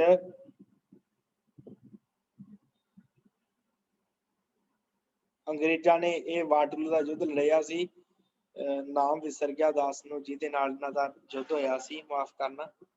ਤੇ ਇਹ ਦੋਵੇਂ ਉਸ ਸਮੇਂ ਯੁੱਧ ਦੇ ਵਿੱਚ ਦੋਵੇਂ ਲੜੇ ਸੀ, ਹੈਵਲਾਕ ਤੇ ਕਿਊਟਨ। ਇਹਨਾਂ ਦੀ ਬੜੀ ਉਸ ਸਮੇਂ ਬੜੀ ਉਹ ਸਾਰੇ ਜਾਣੇ ਮੰਨਦੇ ਸੀ ਕਿ ਇਹਨਾਂ ਨੇ ਯੁੱਧ ਬੜੇ ਫਤਿਹ ਕੀਤੀ ਹੈ। ਸੋ ਇਸ ਕਰਕੇ ਇਹ ਦੋਵੇਂ ਅੱਗੇ ਵਧੇ ਆਪਣੀ। ਤੇ ਜਦੋਂ ਇਹ ਵਿਚਕਾਰ ਚਲੇ ਗਏ ਇਹਨਾਂ ਨੂੰ ਪਤਾ ਲੱਗ ਗਿਆ ਕਿ ਅਸੀਂ ਹੁਣ ਘੇਰੇ ਗਏ ਆ। ਪਾਸਿਆਂ ਤੇ ਜਿਹੜੀ ਫੌਜ ਸਿੱਖ ਫੌਜ ਲੁਕੀ ਹੋਈ ਸੀ ਉਹਨਾਂ ਨੇ ਆ ਕੇ ਇਹਨਾਂ ਨੂੰ ਘੇਰਾ ਪਾ ਲਿਆ ਤੇ ਸਾਹਮਣੇ ਘੋੜਸਵਾਰ ਦੇ ਪਿਛਲੇ ਪਾਸਿਓਂ ਪੈਦਲਾਂ ਨੇ ਜੋਸ਼ ਦੇ ਨਾਲ ਹੱਲਾ ਕੀਤਾ ਤੇ ਇਹ ਦੋਵੇਂ ਅਫਸਰ ਜਿਹੜੇ ਸਨ ਹੈਵਲਾਕ ਤੇ ਕਿਊਟਨ ਕਈ ਸਾਥੀਆਂ ਦੇ ਸਣੀ ਸਿੱਖਾਂ ਦੀ ਤਲਵਾਰ ਦੀ ਭੇਟ ਚੜ ਕੇ ਭਾਵ ਉੱਥੇ ਮਾਰੇ ਗਏ। ਸਿੱਖਾਂ ਦੀ ਰਣ ਚਾਤਰੀ ਨੂੰ ਵੇਖ ਕੇ ਗੱਫ ਜਿਹੜਾ ਸੀ ਘਬਰਾ ਗਿਆ ਤੇ ਸਿੱਖਾਂ ਦੇ ਮੋਰਚਿਆਂ ਤੋਂ ਚੋਖੀ ਦੂਰੀ ਹਟਾ ਕੇ ਪਿੱਛੇ ਉਹਨੇ ਛਾਉਣੀ ਪਾ ਲਈ। ਇਸ ਲੜਾਈ ਵਿੱਚ ਅੰਗਰੇਜ਼ਾਂ ਦੇ 230 ਆਦਮੀ ਮਰੇ ਜੇ 2 ਤੋਪਾਂ ਤੇ ਕੁਝ ਗੱਡੇ ਖੁਰਾਕ ਦੇ ਸਿੱਖਾਂ ਦੇ ਹੱਥ ਆ ਗਏ। ਕੁਝ ਅੰਗਰੇਜ਼ ਜਿਉਂਦੇ ਸਿੱਖਾਂ ਨੇ ਫੜ ਲਏ ਜੋ ਰਾਜਾ ਸ਼ੇਰ ਸਿੰਘ ਨੇ ਬੜੇ ਆਦਰ ਨਾਲ ਗੱਫ ਦੀ ਛਾਉਣੀ 'ਚ ਪਹੁੰਚਾ ਦਿੱਤੇ ਸਨ। ਹੁਣ ਲਾਰਡ ਗੱਫ ਨੇ 3 ਮੀਲ ਪਿੱਛੇ ਹਟ ਕੇ ਛਾਉਣੀ ਪਾਈ ਤੇ ਪਿੱਛੋਂ ਆਉਣ ਵਾਲੀਆਂ ਵੱਡੀਆਂ ਤੋਪਾਂ ਦੀ ਉਡੀਕ ਜਿਹੜੀ ਉਹ ਕਰਨ ਲੱਗਾ, ਜਿਨ੍ਹਾਂ ਵਿੱਚੋਂ ਕੁਝ ਜਿਹੜੀਆਂ ਸਨ 24 ਨਵੰਬਰ ਨੂੰ ਪਹੁੰਚ ਗਈਆਂ ਤੇ ਸਿੱਖਾਂ ਉੱਤੇ ਹੱਲਾ ਕਰਨ ਵਾਸਤੇ ਗੱਫ ਨੇ ਇੱਕ ਵਿਉਂਤ ਬਣਾਈ। ਇੱਕ ਤਾਂ ਰਾਜਾ ਸ਼ੇਰ ਸਿੰਘ ਦੇ ਕੁਝ ਆਦਮੀ ਦੇ ਲੈ ਕੇ ਪੈਸੇ ਤੇ ਆਪਣੇ ਨਾਲ ਮਿਲਾ ਲਏ ਤੇ ਦੂਜੇ ਕੁਝ ਫੌਜ ਵਜ਼ੀਰਾਬਾਦ ਵੱਲ ਭੇਜੀ ਜੋ ਦੂਰ ਤੋਂ ਝਣਾ ਪਾਰ ਕਰਕੇ ਪਿਛਲੇ ਪਾਸਿਓਂ ਗੱਫ ਤੇ ਹਮਲਾ ਕਰੇ। ਇਸ ਕੰਮ ਦੇ ਵਾਸਤੇ ਉਹਨੇ ਮੇਜਰ ਜਨਰਲ ਜੌਸੂ ਜਿਹੜਾ ਥੈਂਕਵੈਲ ਸੀ ਉਹਨੂੰ ਭੇਜਿਆ। ਉਹ ਥੈਂਕਵੈਲ ਨੇ 7000 ਫੌਜ ਲਈ ਨਾਲ 30 ਜੰਗੀ ਤੋਪਾਂ ਤੇ 2 ਵੱਡੀਆਂ ਤੋਪਾਂ ਭਾਰੀ ਲਈਆਂ ਤੇ 2 ਦਸੰਬਰ ਨੂੰ ਵਜ਼ੀਰਾਬਾਦ ਕੋਲੋਂ ਝਣਾ ਪਾਰ ਕੀਤਾ। ਇਹ ਚਲਾਕੀ ਦਾ ਰਾਜਾ ਸ਼ੇਰ ਸਿੰਘ ਨੂੰ ਪਤਾ ਲੱਗ ਗਿਆ ਤੇ ਉਹ ਕੁਝ ਫੌਜ ਲੈ ਕੇ ਟਾਕਰੇ ਤੇ ਛੱਡ ਕੇ ਬਾਕੀ ਦੀ ਲੈ ਕੇ ਥੈਂਕਵੈਲ ਦੇ ਟਾਕਰੇ ਤੇ ਤੁਰ ਪਿਆ। ਸਿੱਖ ਫੌਜ ਵਿੱਚੋਂ ਕਿਸੇ ਅਸਵਾਰ ਨੇ ਵਸਾਘਾਤ ਕੀਤਾ ਤੇ ਸ਼ੇਰ ਸਿੰਘ ਦੀ ਚੜਾਈ ਦੀ ਖਬਰ ਜਿਹੜੀ ਸੀ ਉਹ ਗੱਫ ਤੇ ਥੈਂਕਵੈਲ ਨੂੰ ਦੇ ਦਿੱਤੀ। ਗੱਫ ਨੇ ਹੋਰ ਫੌਜ ਦੇ ਕੇ ਗੋਡਬੀ ਨੂੰ ਥੈਂਕਵੈਲ ਦੀ ਮਦਦ ਵਾਸਤੇ ਅੱਗੇ ਤੋਰ ਦਿੱਤਾ। ਇੱਧਰ ਰਾਜਾ ਸ਼ੇਰ ਸਿੰਘ ਦੀ ਆਉਣ ਦੀ ਖਬਰ ਸੁਣ ਕੇ ਥੈਂਕਵੈਲ ਡਰ ਗਿਆ ਤੇ ਫੌਜ ਲੈ ਕੇ ਉਧਰ ਨੂੰ ਮੁੜਿਆ ਜਿੱਧਰੋਂ ਗੋਡਬੀ ਆਉਂਦਾ ਪਿਆ ਸੀ। ਸੈਦਲਾਪੁਰ ਦੇ ਕੋਲ ਜਾ ਕੇ ਰਾਜਾ ਸ਼ੇਰ ਸਿੰਘ ਨੇ ਥੈਂਕਵੈਲ ਨੂੰ ਘੇਰਾ ਪਾ ਲਿਆ। ਥੈਂਕਵੈਲ ਜਿਹੜਾ ਸੀ ਉਹ ਲੜਨਾ ਨਹੀਂ ਸੀ ਚਾਹੁੰਦਾ, ਸੋ ਫੌਜ ਨੂੰ ਪਾਸੇ ਲੈ ਕੇ ਤੁਰ ਪਿਆ। ਪਰ ਰਾਜਾ ਸ਼ੇਰ ਸਿੰਘ ਨੇ ਇਸ ਸਮੇਂ ਨੂੰ ਕਦੋਂ ਹੱਥੋਂ ਜਾਣ ਦਿੰਦਾ ਸੀ, ਉਹਨੇ ਝੱਟ ਹੱਲਾ ਬੋਲ ਦਿੱਤਾ ਤੇ ਥੈਂਕਵੈਲ ਨੇ ਬੜੀ ਦਲੇਰੀ ਨਾਲ ਅੱਗੋਂ ਟਾਕਰਾ ਕੀਤਾ ਪਰ ਸਿੱਖਾਂ ਦੀਆਂ ਤੋਪਾਂ ਸਾਹਮਣੇ ਦੀ ਕੋਈ ਪੇਸ਼ ਨਾ ਗਈ। ਥੈਂਕਵੈਲ ਦੀ ਫੌਜ ਇੱਕ ਕਮਾਦ 'ਚ ਲੁਕ ਗਈ ਜਾਨ ਬਚਾਉਣ ਵਾਸਤੇ, ਪਰ ਸਿੱਖਾਂ ਨੇ ਭਾਰੀ ਹੱਲੇ ਤੇ ਇੱਥੇ ਵੀ ਟਿਕਣ ਨਾ ਦਿੱਤਾ। ਅੰਤ ਸੂਰਜ ਛਿਪ ਗਿਆ ਤੇ ਲੜਾਈ ਬੰਦ ਹੋਈ। ਥੈਂਕਵੈਲ ਦਾ ਕਾਫੀ ਨੁਕਸਾਨ ਹੋ ਗਿਆ ਤੇ ਉਹ ਉੱਠ ਕੇ ਰਾਤੋਂ ਰਾਤ ਹਟ ਗਿਆ ਪਿੱਛੇ ਨੂੰ ਤੇ ਰਾਜਾ ਸ਼ੇਰ ਸਿੰਘ ਨੇ ਵੈਰੀ ਦਾ ਪਿੱਛਾ ਕਰਨਾ ਠੀਕ ਨਾ ਸਮਝਿਆ ਤੇ ਆਪਣੀ ਫੌਜ ਲੈ ਕੇ ਦਰਿਆ ਜੇਲ੍ਹ ਵੱਲ ਨੂੰ ਕੂਚ ਕਰ ਦਿੱਤਾ ਤੇ ਹੁਕਮ ਪਾ ਕੇ ਰਾਮਨਗਰ ਵਾਲੀ ਜਿਹੜੀ ਸਿੱਖ ਫੌਜ ਆ ਰਾਤੋਂ ਰਾਤ ਰਸੂਲਪੁਰ ਨੂੰ ਚਲੀ ਗਈ। ਇੱਧਰ ਰਾਮਨਗਰ ਤੇ ਸੈਦਪੁਰ ਦੀਆਂ ਲੜਾਈਆਂ ਦੇ ਨਤੀਜੇ ਵੇਖੇ ਜਦੋਂ ਅੰਗਰੇਜ਼ ਕਰਮਚਾਰੀਆਂ ਨੇ ਤੇ ਉਹ ਘਬਰਾ ਗਏ ਆ। ਰੈਜ਼ੀਡੈਂਟ ਲਾਹੌਰ ਦਾ ਜਿਹੜਾ ਸੀ ਕਰੀ ਉਹਨੇ 18 ਨਵੰਬਰ ਵਾਲੇ ਐਲਾਨਨਾਮੇ ਦੀ ਪ੍ਰੋੜਤਾ ਡਲਹੌਜੀ ਦੇ ਵੱਲੋਂ ਫੇਰ ਕੀਤੀ ਗਈ। ਫਿਰ ਉਹ ਗੱਲ ਦੁਹਰਾਈ ਗਈ। ਫਿਰ 14 ਦਸੰਬਰ 1848 ਨੂੰ ਈਸਵੀ ਨੂੰ ਕੈਂਪ ਸਰਹੰਦ ਤੋਂ ਗਵਰਨਰ ਜਨਰਲ ਨੇ ਸਕੱਤਰ ਨੇ ਰੈਜ਼ੀਡੈਂਟ ਨੂੰ ਲਿਖਿਆ ਕਿ ਗਵਰਨਰ ਜਨਰਲ ਤੇਰੇ ਇਸ ਐਲਾਨ ਦੇ ਪ੍ਰਕਾਸ਼ਿਤ ਕਰਨ ਨੂੰ ਬੜਾ ਪਸੰਦ ਕਰਦਾ ਹੈ ਕਿ ਸਰਕਾਰ ਅੰਗਰੇਜ਼ੀ ਦੀ ਇੱਛਾ ਨਹੀਂ ਕਿ ਉਹਨਾਂ ਬੇਗੁਨਾਹ ਲੋਕਾਂ ਨੂੰ ਜਿਨ੍ਹਾਂ ਗੁਪਤ ਜਾਂ ਪ੍ਰਗਟ ਤੌਰ ਤੇ ਇਸ ਬਗਾਵਤ 'ਚ ਹਿੱਸਾ ਨਹੀਂ ਲਿਆ ਜੋ ਮਹਾਰਾਜਾ ਦਲੀਪ ਸਿੰਘ ਦੀ ਹਕੂਮਤ ਦੇ ਅਧੀਨ ਆਗਿਆ ਕਰ ਰਹੇ ਹਨ, ਭਾਵੇਂ ਉਹ ਸਿੱਖ ਹੋਣ ਜਾਂ ਕਿਸੇ ਹੋਰ ਫਿਰਕੇ ਦੇ, ਕਿਸੇ ਕਿਸਮ ਦੀ ਸਜ਼ਾ ਦਿੱਤੀ ਜਾਵੇ। ਇਹਨਾਂ ਵਾਰ-ਵਾਰ ਐਲਾਨਾਂ ਤੋਂ ਪਤਾ ਲੱਗਦਾ ਕਿ ਅੰਗਰੇਜ਼ ਰਾਜਾ ਸ਼ੇਰ ਸਿੰਘ ਤੋਂ ਕਿੰਨੇ ਡਰੇ ਹੋਏ ਸੀ। ਹੁਣ ਸੈਦਲਾਪੁਰ ਦੀ ਲੜਾਈ ਦੇ ਪਿੱਛੋਂ ਗੱਫ ਜਿਹੜਾ ਸੀ ਉਹ ਲਸੂਰੀ ਪਿੰਡ ਦੇ ਕੋਲ ਸੀ ਤੇ ਰਾਜਾ ਸ਼ੇਰ ਸਿੰਘ ਰਸੂਲ ਦੇ ਕੋਲ ਬੈਠੇ ਸੀ। ਉਹ ਲਸੂਰੀ ਸੀ, ਇਹ ਰਸੂਲ ਸੀ, ਨੇੜੇ ਨੇੜੇ ਸੀ। ਇਸ ਥਾਂ ਤੇ ਸਿੱਖਾਂ ਦਾ ਮੋਰਚਾ ਬੜਾ ਟਿਕਾਣੇ ਤੇ ਸੀ। ਇਹ ਸ਼ੇਰ ਸਿੰਘ ਦੀ ਚਾਤਰੀ ਦਾ ਸਬੂਤ ਹੈ। ਪਿਛਲੇ ਪਾਸੇ ਦਰਿਆ ਜੇਹਲਮ ਸੀ ਵਗਦਾ ਹੋਇਆ, ਤੇ ਸਾਹਮਣੇ ਪਾਸੇ ਛੋਟਾ ਜਿਹਾ ਜੰਗਲ ਸੀ। ਸਿੱਖਾਂ ਦੀ ਪੱਕੀ ਛਾਉਣੀ ਰਸੂਲ ਸੀ, ਰਸੂਲ ਪਿੰਡ। ਫੌਜਾਂ ਦੇ ਅੱਗੇ ਵਧੂ ਜੱਥੇ ਜਿਹੜੇ ਸੀ ਉਹ ਸੱਜੇ ਖੱਬੇ ਕੋਟ ਬਲੋਚ ਤੋਂ ਲੈ ਕੇ ਪਿੰਡ ਖਰੇ ਤੱਕ, ਦਰਿਆ ਦੇ ਕੰਢੇ ਤੇ 7 ਮੀਲ ਜਿਹੜਾ ਸੀ ਲਮਾਣ ਤੇ ਚੇਲਿਆਂ ਵਾਲੇ ਤੱਕ 3 ਮੀਲ ਚੌੜਾਣ ਦੇ ਵਿੱਚ ਖਿਲਰੇ ਹੋਏ ਸੀ। 12 ਜਨਵਰੀ ਤੱਕ ਸ਼ੇਰ ਸਿੰਘ ਦੇ ਕੋਲ 23,000 ਫੌਜ ਹੋ ਗਈ ਸੀ। ਸਿੱਖਾਂ ਦਾ ਤਗੜਾ ਫੌਜ ਬਣ ਗਈ, ਰਸਾਲਾ ਬੜਾ ਤਗੜਾ ਬਣ ਗਿਆ ਸੀ, ਪਰ ਪੈਦਲ ਦਲ ਜਿਹੜਾ ਸੀ ਉਹ ਬੜਾ ਕਮਜ਼ੋਰ ਸੀ। ਘੋੜਿਆਂ ਵਾਲੇ ਕਾਫੀ ਸੀ ਪਰ ਪੈਦਲ ਕਮਜ਼ੋਰ ਸੀ। ਇੱਧਰ ਲਸੂਰੀ ਦੇ ਵਿੱਚ ਲਾਰਡ ਗੱਫ ਬੈਠਾ ਸੀ, ਹਮਲੇ ਦੀ ਤਿਆਰੀ ਕਰ ਰਿਹਾ ਸੀ। ਉਹਦੇ ਕੋਲ ਲਾਹੌਰ ਦੀ ਫੌਜ ਦੇ ਸਣੇ 25,000 ਤੋਂ ਉੱਪਰ ਫੌਜ ਹੋ ਗਈ ਸੀ। ਤੇ 12 ਜਨਵਰੀ 1849 ਈਸਵੀ ਨੂੰ ਅੰਗਰੇਜ਼ੀ ਫੌਜ ਢਿੰਗੇ ਪੁੱਜ ਗਈ ਤੇ ਇੱਥੋਂ ਸਿੱਖ ਫੌਜ 7 ਮੀਲ ਦੂਰ ਸੀ। ਗੱਫ ਨੇ ਆਪਣੀ ਫੌਜ ਨੂੰ 3 ਹਿੱਸਿਆਂ 'ਚ ਵੰਡਿਆ। ਪਹਿਲਾ ਜੋਸਫ ਥੈਂਕਵੈਲ ਦੇ ਅਧੀਨ ਤੇ ਬ੍ਰਿਗੇਡੀਅਰ ਵਾਈਟ ਤੇ ਬ੍ਰਿਗੇਡੀਅਰ ਪੌਪ ਦੇ ਅਧੀਨ ਸਨ, ਤੇ ਦੂਸਰਾ ਪੈਦਲ ਜਿਹੜੇ ਸੀ ਉਹ ਮੇਜਰ ਜਨਰਲ ਸਰ ਵਾਲਟਰ ਗਿਲਬਰਟ ਅਤੇ ਉਹਦੇ ਅਧੀਨ ਸੀ ਬਰਾਡ ਮੌਂਟੇਨ ਤੇ ਬਰਾਡ ਗੋਡਬੀ, ਤੇ ਤੀਸਰੀ ਜਿਹੜੀ ਫੌਜ ਸੀ ਉਹਦੇ ਅਧੀਨ ਸੀ ਬਰਾਡ ਕੋਲਨ ਕੈਬਲ ਤੇ ਉਹਦੇ ਅਧੀਨ ਬਰਾਡ ਪੈਨੀਕੋਇਨ ਤੇ ਬਰਾਡ ਹੈਂਗਨ ਜਿਹੜਾ ਸੀ ਤੇ ਪੈਨੀ, ਇਹ ਤੀਸਰੇ ਸਾਲੇ ਦੇ ਵਿੱਚ ਸਨ।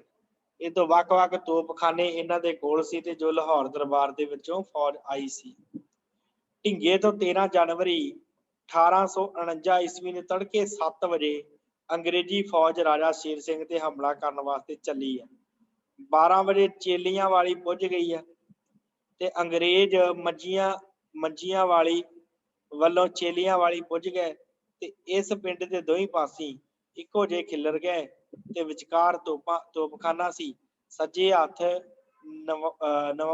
ਨੰਬਰਵਾਰ ਮੈਂਟੋਨ, ਗਿਲਬਰਟ, ਗੋਡਬੀ, ਪੋਪ, ਲੇਨ ਆਦਿ ਕੇ ਸਾਰੇ ਖੜੇ ਸਨ। ਖੱਬੇ ਪਾਸੇ ਪੈਨੀਕੋਇਨ, ਕੈਂਬਨ, ਹੌਂਗਨ, ਵਾਈਟ ਖੜੇ ਸੀ। ਗੱਫ ਅਜੇ ਸਾਰੀ ਫੌਜ ਨੂੰ ਠੀਕ ਕਰ ਰਿਹਾ ਸੀ ਜਾਂ ਸ਼ੇਰ ਸਿੰਘ ਨੇ ਹੱਲਾ ਬੋਲ ਦਿੱਤਾ। ਦੋਹੀਂ ਪਾਸੀ ਤੋਪਾਂ ਦਾਗਣੀਆਂ ਆਰੰਭ ਹੋ ਗਈਆਂ। 2 ਘੰਟੇ ਬਰਾਬਰ ਅੱਗ ਵਰਦੀ ਰਹੀ ਪਰ ਕੋਈ ਪਾਸਾ ਨਹੀਂ ਸੀ ਨਿਉਂਦਾ ਦਿਸੇ। ਅੰਤ ਗੱਫ ਨੇ ਆਪਣੀ ਫੌਜ ਨੂੰ ਅੱਗੇ ਵਧਣ ਦਾ ਹੁਕਮ ਦਿੱਤਾ।